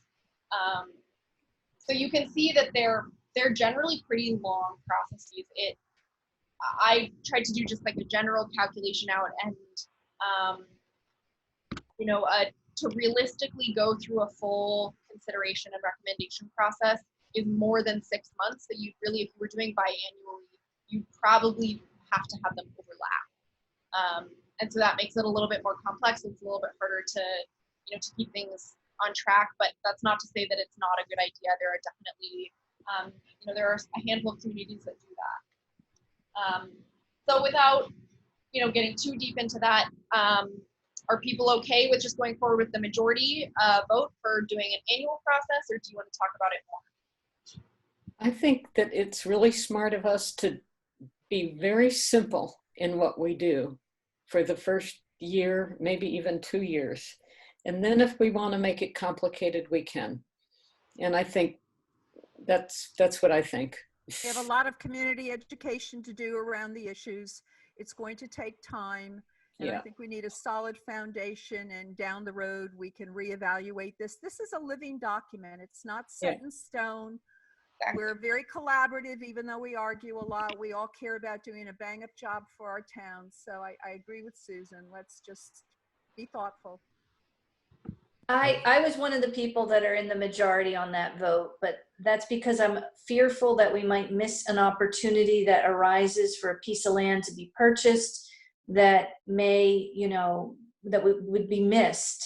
We covered that, though, Maria, in the exceptions. Remember that. We covered that. If something comes up, we can respond to that, an out-of-sequence issue or a real problem, whether it's emergency rental assistance that might come up or a piece of land. That's a different story. But as the general application process, I think the annual is. I asked more questions about that, and I do want to recognize that some of these decisions kind of play off of each other.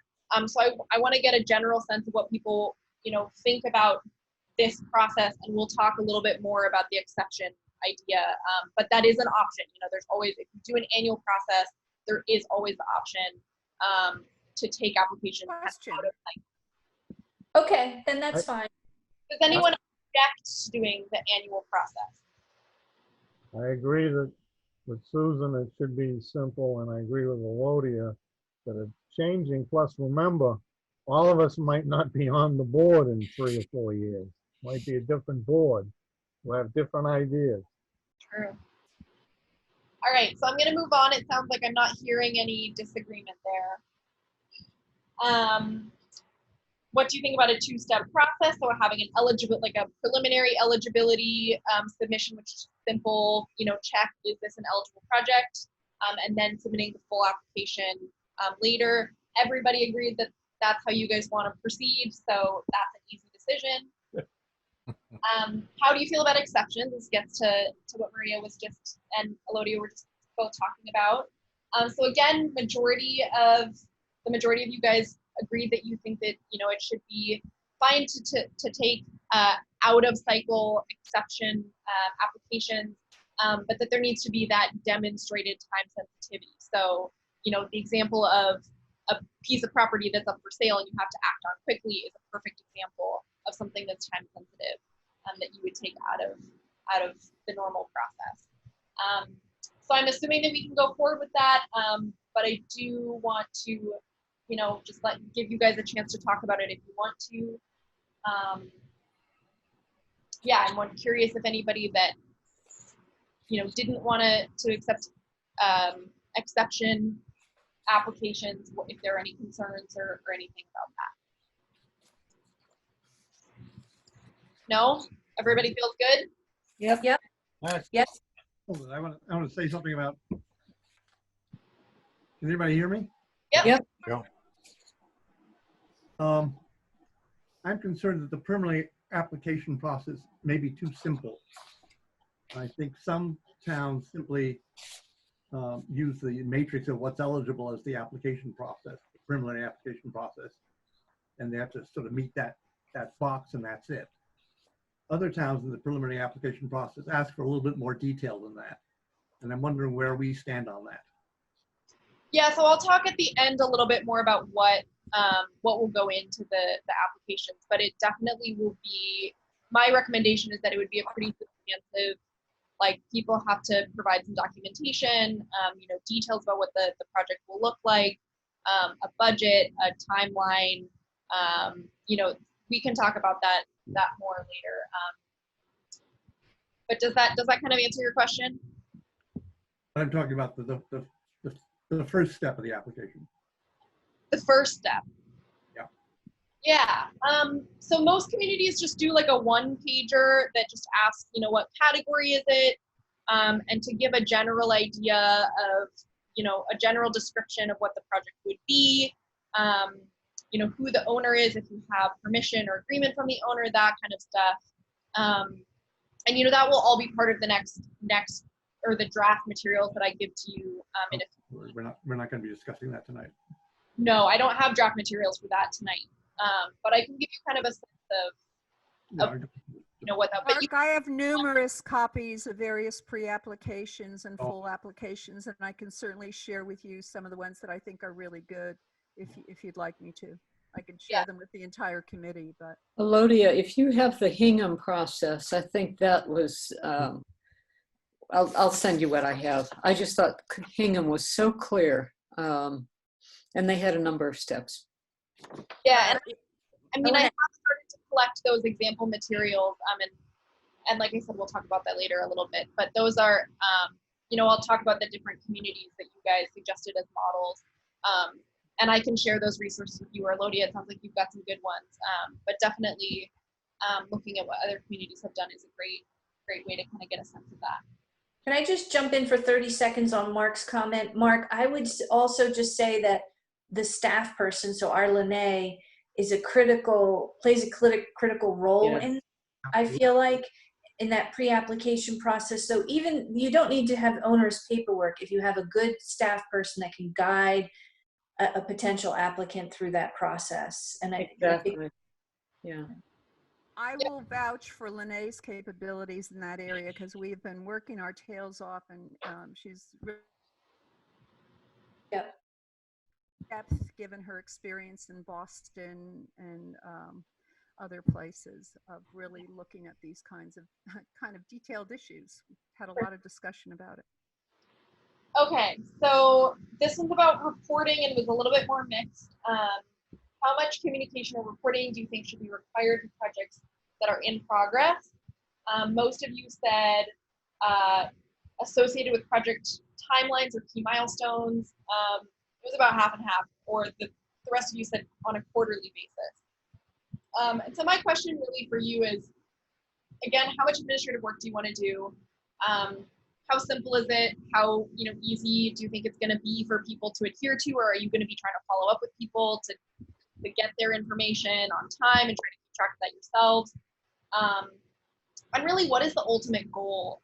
Reporting is not, it's not something that's required. It's really about what do you want to get out of that process? Do you want, you have to have some level of reporting for, to be able to make the payments and make sure that the project was done in accordance with CPA. But the kind of in progress reporting is really about, do you want a good record of every project that you fund? Or do you just want to make sure that there aren't any red flags and do kind of a little brief check-in here and there? So that's really my question to you guys about what you want to get out of that process to help you make this decision.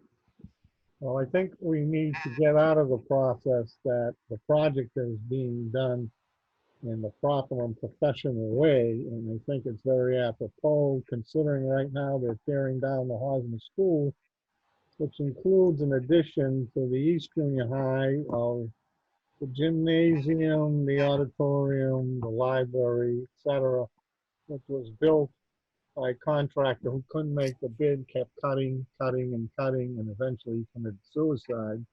But the point was that over the years, the building, that section of the addition ran into many problems, including the auditorium was condemned because of a water pocket in the roof. I went through the school as a student when it was completed, and it was shoddy work, and tiles were falling off the ceilings, and it was just terrible. And I think we just want to make sure that what we do is done properly and something we can be proud of. Thank you. I'll add to what Dennis was saying is that, I mean, these projects are really like milestone driven. And I really think, I feel strongly that we want to hold these, people responsible for it to hitting the milestones, letting us know their progress. And I think, like you said, Avery, just making sure that if there are any red flags, we know them like right away and deal with it in a way that is, we can be proud of and kind of like responsive to the town. Again, this is taxpayers' money, and we all want to know it's being spent properly. So I think the milestone-based reporting is important. I agree. You said something meetings and meetings ago, Jason. I remember about accountability for projects and also meeting the deadlines and clawbacks if people do not perform or do not get things done. And this is going to be a really complex thing, because now we not only will have to deal with whatever's in our application, but if you read any of the Somerville materials that I sent all of you, there's all kinds of reports that have to go, or disclosure forms. We now get involved with the town for bidding issues and all that. It's a whole different ballgame. So a lot of this stuff is going to depend upon the scope of the project. And is it a kind of a one and done deal with it fairly quickly, or is it going to expand over 2 years? I don't know, but I know that you have a lot of experience in that area. John certainly has a lot of legal experience to look at some of these things.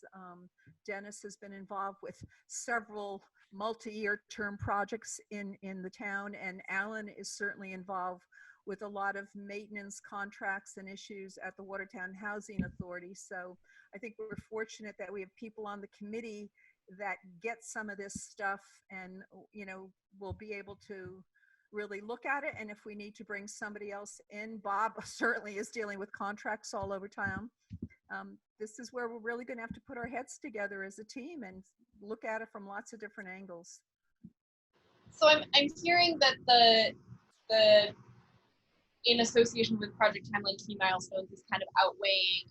Is there anybody on the flip side of the quarterly reporting that wants to make their case? All right, we're in agreement. Can I just say that yeah, John.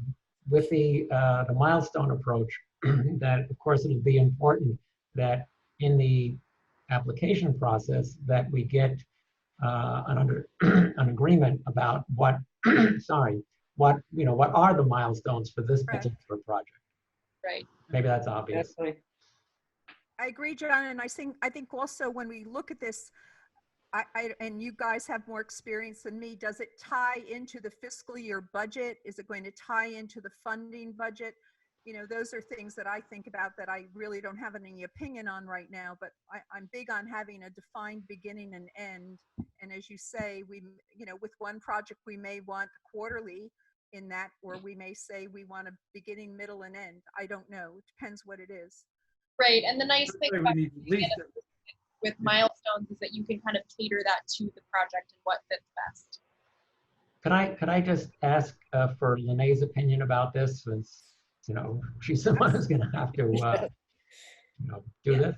I would prefer reports associated with the project timeline, because I think that's more meaningful in tracking a project and making sure things stay on track, and if there are any problems or issues, they come up based on what's promised in a project timeline. And I think issues associated with shoddy workmanship would probably be something that hopefully you could deal with a little bit more at the application project stage, where you vet contractors. And I don't know if they have to supply references or whatever the case may be, but I would hope that you're not waiting till like the project's under construction and having to deal with.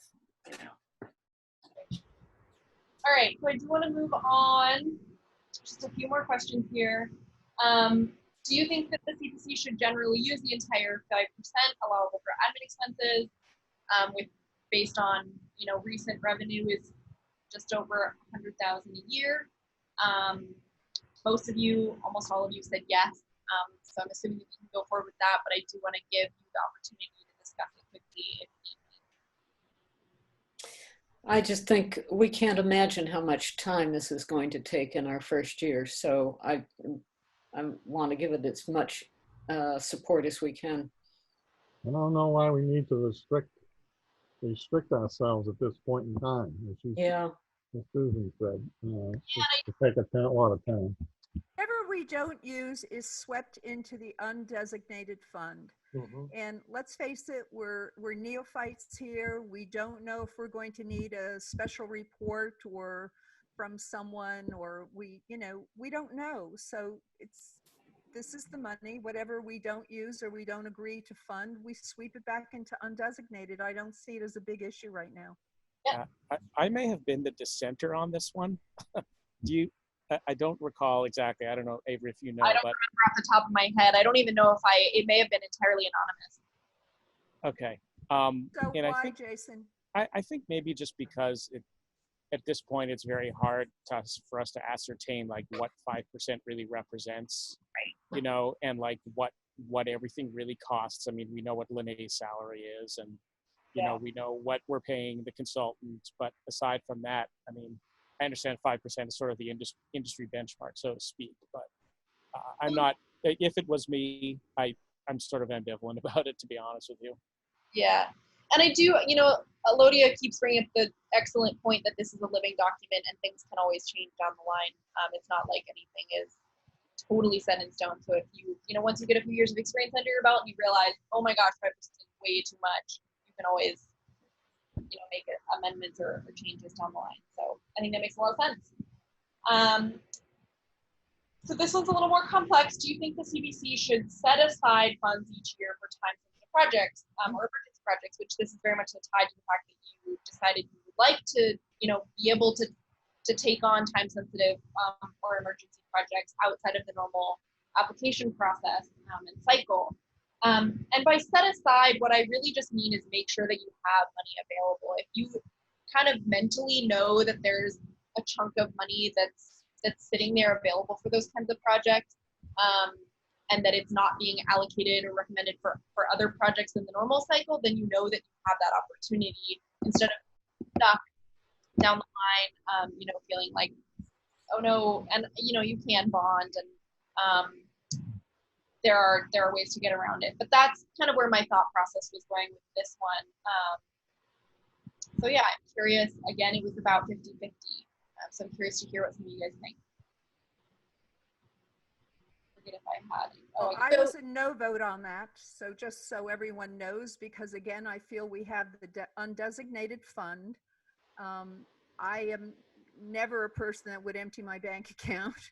I always feel like you have to have a reserve. Do I need to define that reserve right now? I have no idea, again, because I don't know what's coming down the pike. So just for those of you that don't know me very well, I'm kind of a slow and steady person when it comes to these kinds of things of like, let's get policy, understand policy, let's understand projects, and then let's really talk about it. That's why I said no. I just feel like I don't like to commit to something that I don't understand. And I will say that this might not feel as important right now since you have several years of revenue where you weren't actually then expending that out to projects. It might be something that you decide you want to not do anything about right now, but consider down the line, once you've funded a bunch of projects and you have less sitting in your reserve. So that's definitely, a possibility. It's not something that you have to ever implement. It's just something that I thought I'd put on the table for you to consider. Any other thoughts? So I was a yes for that because I like just coming from municipal government work. We have in the fund that funds what I do. We always have a reserve, but I had forgotten that we could always bond. So I'm fine with waiting till we understand this process a bit more before deciding to do that, because there are other options at our disposal. So. Anyone else? Sorry. Go ahead. I was one of those who said, yeah, we should have some kind of reserve. And it's given that we've, in a way, already built up this multi-year reserve, it's kind of hard to figure out, well, what do we need a reserve for in the first year? But going forward, it seems to me that if we're gonna have the possibility of exceptions and time-sensitive things, that it'd be good to have, some money held in reserve.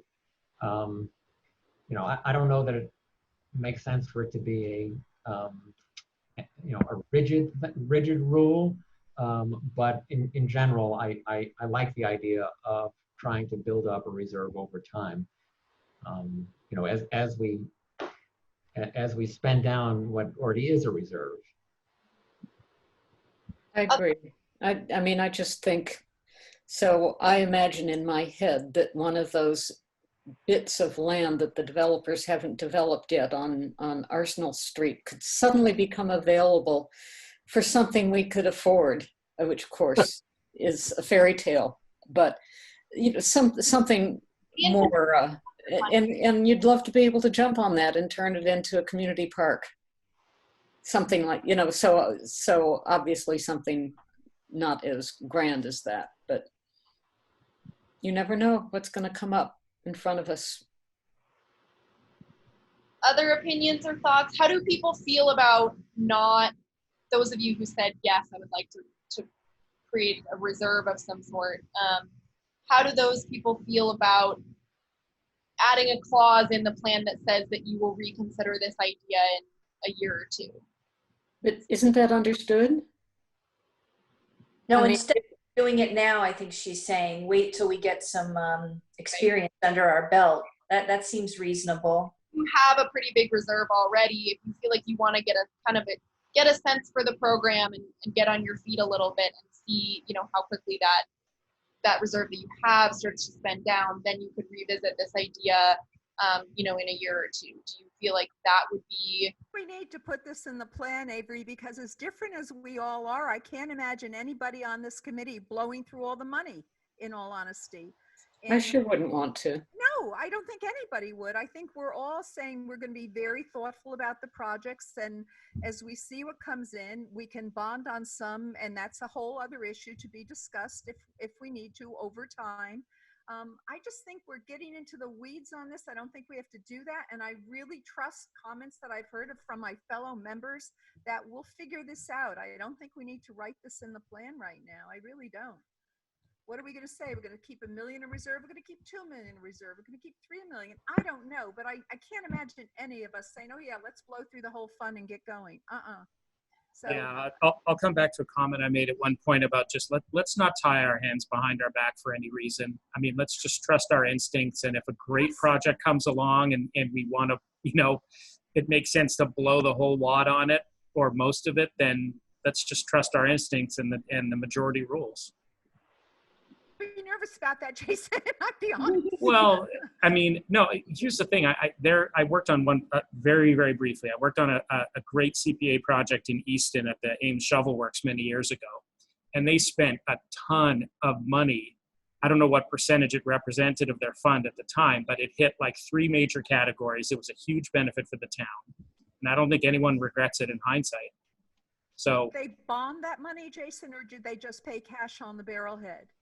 I think they bonded some of it, to be honest. I don't remember the details. It was like $7.5 million in one shot.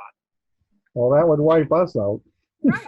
It would. I think that would be a project that we might. That's what I worry about is that, $7 million sounds like a lot of money, but in the reality of Watertown, to buy land, to do this or that, it's peanuts, sadly. But so we're probably going to have to Mount Auburn bond. Club just sold for over $33 million. A little over 6 acres. So it is after 9, and I want to be respectful of that. Does everybody feel okay with not including this idea of setting aside a reserve in the plan for emergency funds? At least I do. Yes. Okay. Sounds good. We can ignore that because that was related. So my last question, we talked about this at the last meeting, and I believe the sentiment was that, you know, you didn't want to set targets for funding allocations for the categories beyond the 10%. But I just wanted to make sure, since I don't remember if there was an official decision, I just wanted to make sure that that's where you guys stand. That you want to leave the 65% reserve available for any of the 3 categories. Is that correct? Yes, I Yeah. do. I vote yes. Yes. Yes. Yes. There Sorry. anyone who doesn't agree with that? I think most people agree. Anybody else? That sounds pretty good to me. I didn't hear Alan or others, but I think that would chime in. Unmute yourself if you dissent. All right, I'm going to move on. So I did just want to acknowledge these were the communities, the model communities that you guys brought up in the short survey or recommended. And, you know, there were some specifics about this one has a good plan, this one has good application materials, this one has this good specific criteria matrix. And so I've, you know, collected all of those comments, and I will definitely, you know, consider them and review these plans. I've started looking at them already, and you know, you guys have great intuition. They are some good plans and some good resources. So I definitely want to kind of keep that in the back of my head as I draft these materials for you guys over the next few weeks. And I encourage you guys to all, you know, look at them as well on your own for the ones that you haven't seen yet. Why are some in bold? Are they? Oh, sorry, the bolded ones were just ones that came up more than once, so multiple people recommended them. Thanks. So what to expect, this is our last little bit. I just wanted to give you a brief outline, and I can send this information to you so you have it. But this is the general, I should have put a divider in here. This is the general outline for the plan. So there will be acknowledgements, acronyms, and key definitions, an introduction, which will include, you know, a background on what CPA is, and specifically in Watertown, give a little bit about the program and some of those decisions we just made. Talk about the planning process and engagement, and a brief description of the application process. This will kind of serve as an executive summary. Chapter 1 will outline the values and guiding principles, and then there will be 4 chapters for each of the specific category areas, which will include the needs and resource profiles, talk about eligible activities, and then identify the different goals. And then we'll have appendices with other additional materials.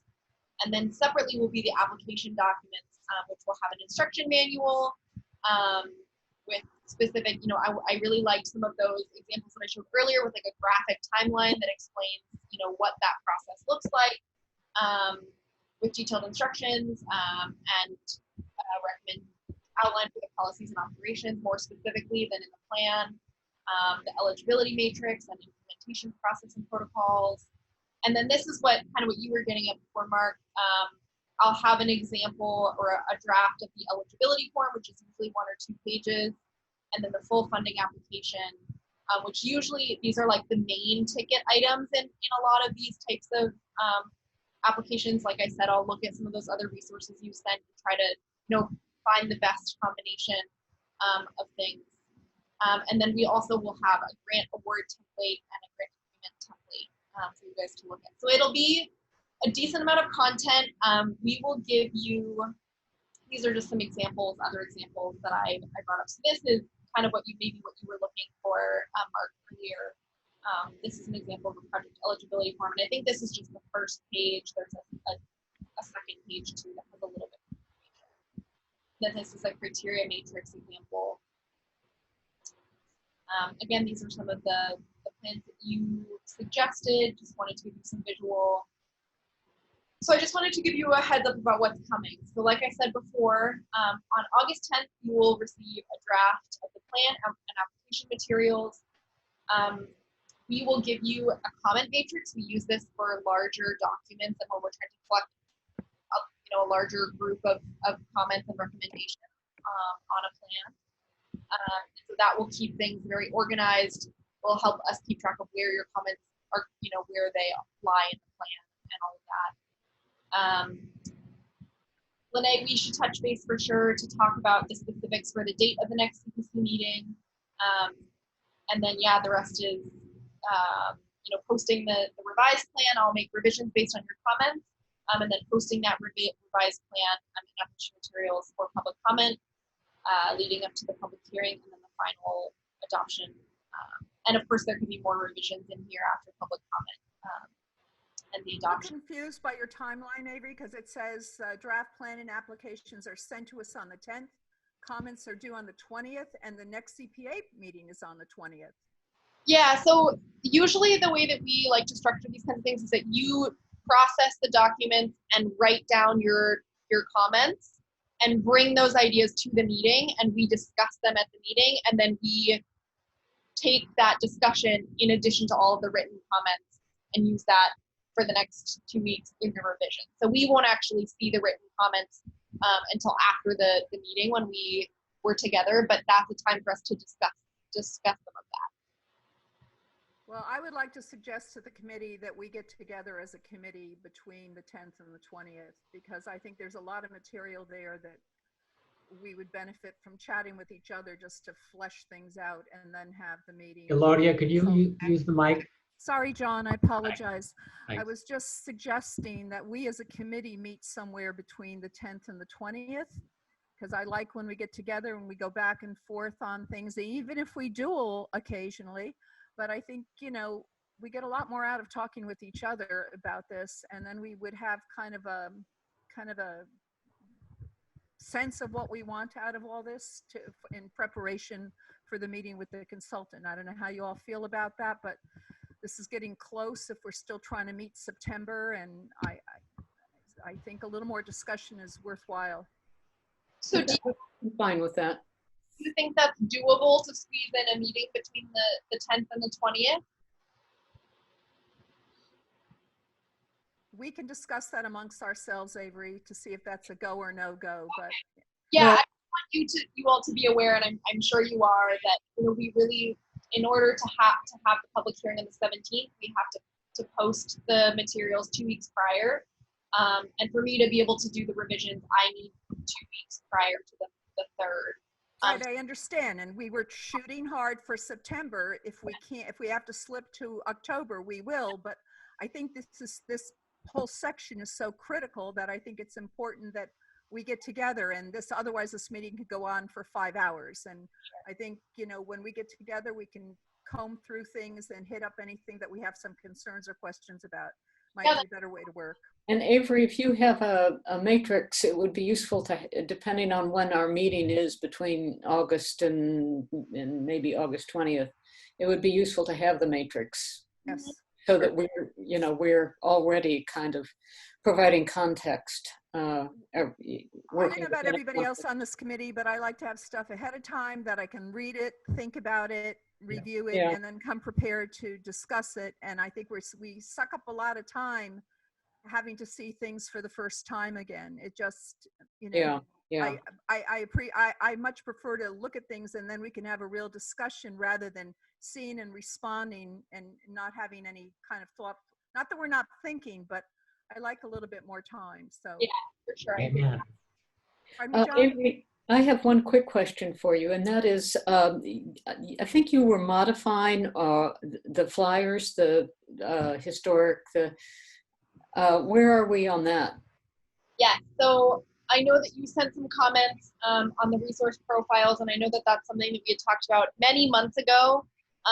If you do have additional comments or recommendations or corrections on any of the resource profiles, this general period of time where I'm drafting materials and we're reviewing and revising is a good time for me to be able to implement any additional comments on those resources that were already developed. So if you could send any comments that you have to Lene, if you get them to me by the August 5th or 6th or something like that, then I can probably incorporate them into the first draft that you'll see.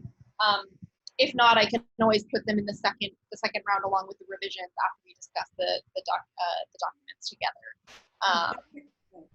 I had sent Susan's historic profile comments to you. Yep. Should Send them again, or you're good? I have those. Yeah, I saved those.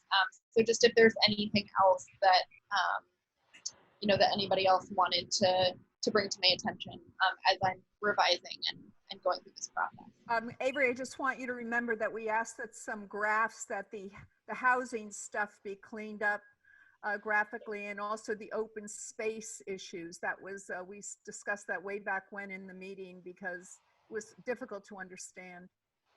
Yeah, I sent a bunch of open space photos, and then it was some calculate. I'll have to go back on my notes and just resend that email, I guess.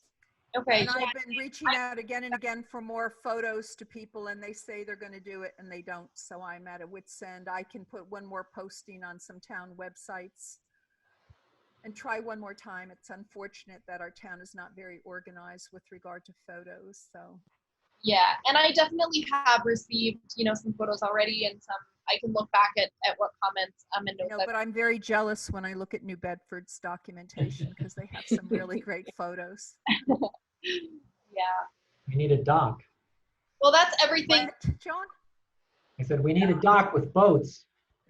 Yeah, I We wish. have a dock. Let's fake one out. What do you call it? Photoshop it in. I would love that. We have a dock in Watertown Square. Yeah, with boats, Oh, yeah, we don't have boats. Right. That's everything I have for you guys. Yet again, thank you for adding a little bit of extra time to tonight's meeting. I know that this is a really important, as Elodia was saying, this is a really important and critical piece of this planning process. So thank you for your sincere and honest comments, and being flexible and willing to compromise. I think this is a very successful meeting and very helpful to me as I move forward to the next step. Hey, Avery, excuse me. When might we have this document now, with all the edits, just that we can look at it again? Yeah, for sure. I think I can get it to you guys tomorrow. I can get it to Lene, you and Elodia tomorrow, and have you guys send it out. It's pretty easy to make those adjustments. And I know this is petty, but I'm going to say it. Is there any chance we can have a little bit nicer typeface for our stuff? For example, you can't see this. Well, yes, you can. I love the typeface that you used on the Watertown CPC short survey. There's something modern and light about it. And when I look at like the Watertown housing document, it just seems heavy and pedantic to me. And visuals are really important. So that's just, I had to say it. Sorry, I apologize to everyone, but the aesthetics, I want alluring typefaces, Mark. Alluring, attractive, intriguing. All right, that sounds good. I'll write that in my notes. All right. Can I also say, Avery, thanks for all your hard work. Yeah. It really shows. We appreciate it. Thank you very much. Yep, Thank we're you. getting there. All right, have a good night, everybody. Wonderful. Thank you, everybody. Good to see you all. I would so like to see you in person. Really. I miss everybody. Is cocktail hour on your deck no longer a thing, Elodia? No, it's definitely a thing. You can imagine there's plenty of space. People come, they sit far apart. They just have to talk about the town. There's so much going on. Hey guys, tomorrow, big meeting about the high school. This is huge. They're going to be talking about several different models. God forbid they take up one of our only green spaces at Victory Field. Completely ridiculous. But this is going to be a very costly project, and there are a lot of entities involved. Just so you know, there's another piece of property being considered up for sale. The original piece on Arsenal that was going to be, they were hoping to have as a Trader Joe's. Somebody is, I don't know if it's officially purchased, but is looking to put another biotech building in there. So here we have 33 million for the Mount Auburn Club. I don't know what that piece is going for. Galen Street, we're selling out the town. I'm very concerned about where we're at. So stay aware of what's happening. Space is disappearing. Everyone come to the planning board meetings then. Oh. What you're saying. Well, I will. I watch them, but today I've already been in 3 meetings, Jason. It's like craziness. Yep. Trying to keep abreast of everything, but this is going to be big. So, Madam Chair, what, Dennis? may I make a motion to adjourn? Yes, and then we need a roll call from Lene. I'll second. Thank you. Thank you. All in favor? Aye. Just to do a legal roll call, Dennis. Okay. Oh, God. Back Aye. We need a roll call to adjourn. I'm going to take off, you guys. Have a good night. Thank you, Bye. Avery. Bye, Avery. Much appreciated. Bob DeRico. He's Apparent. gone. No, we need a roll call to adjourn. Okay, Dennis Duff, you. Yes. Sorry, Alan Gallagher, Don, John. Mark Kresgavich, Yes. Maria Rose, Yes. Susan Steele, Yes. Melodia Thomas. yes. All right. How'd we do for Sam? Sam, only 26 minutes over the limit, babe. Ugh.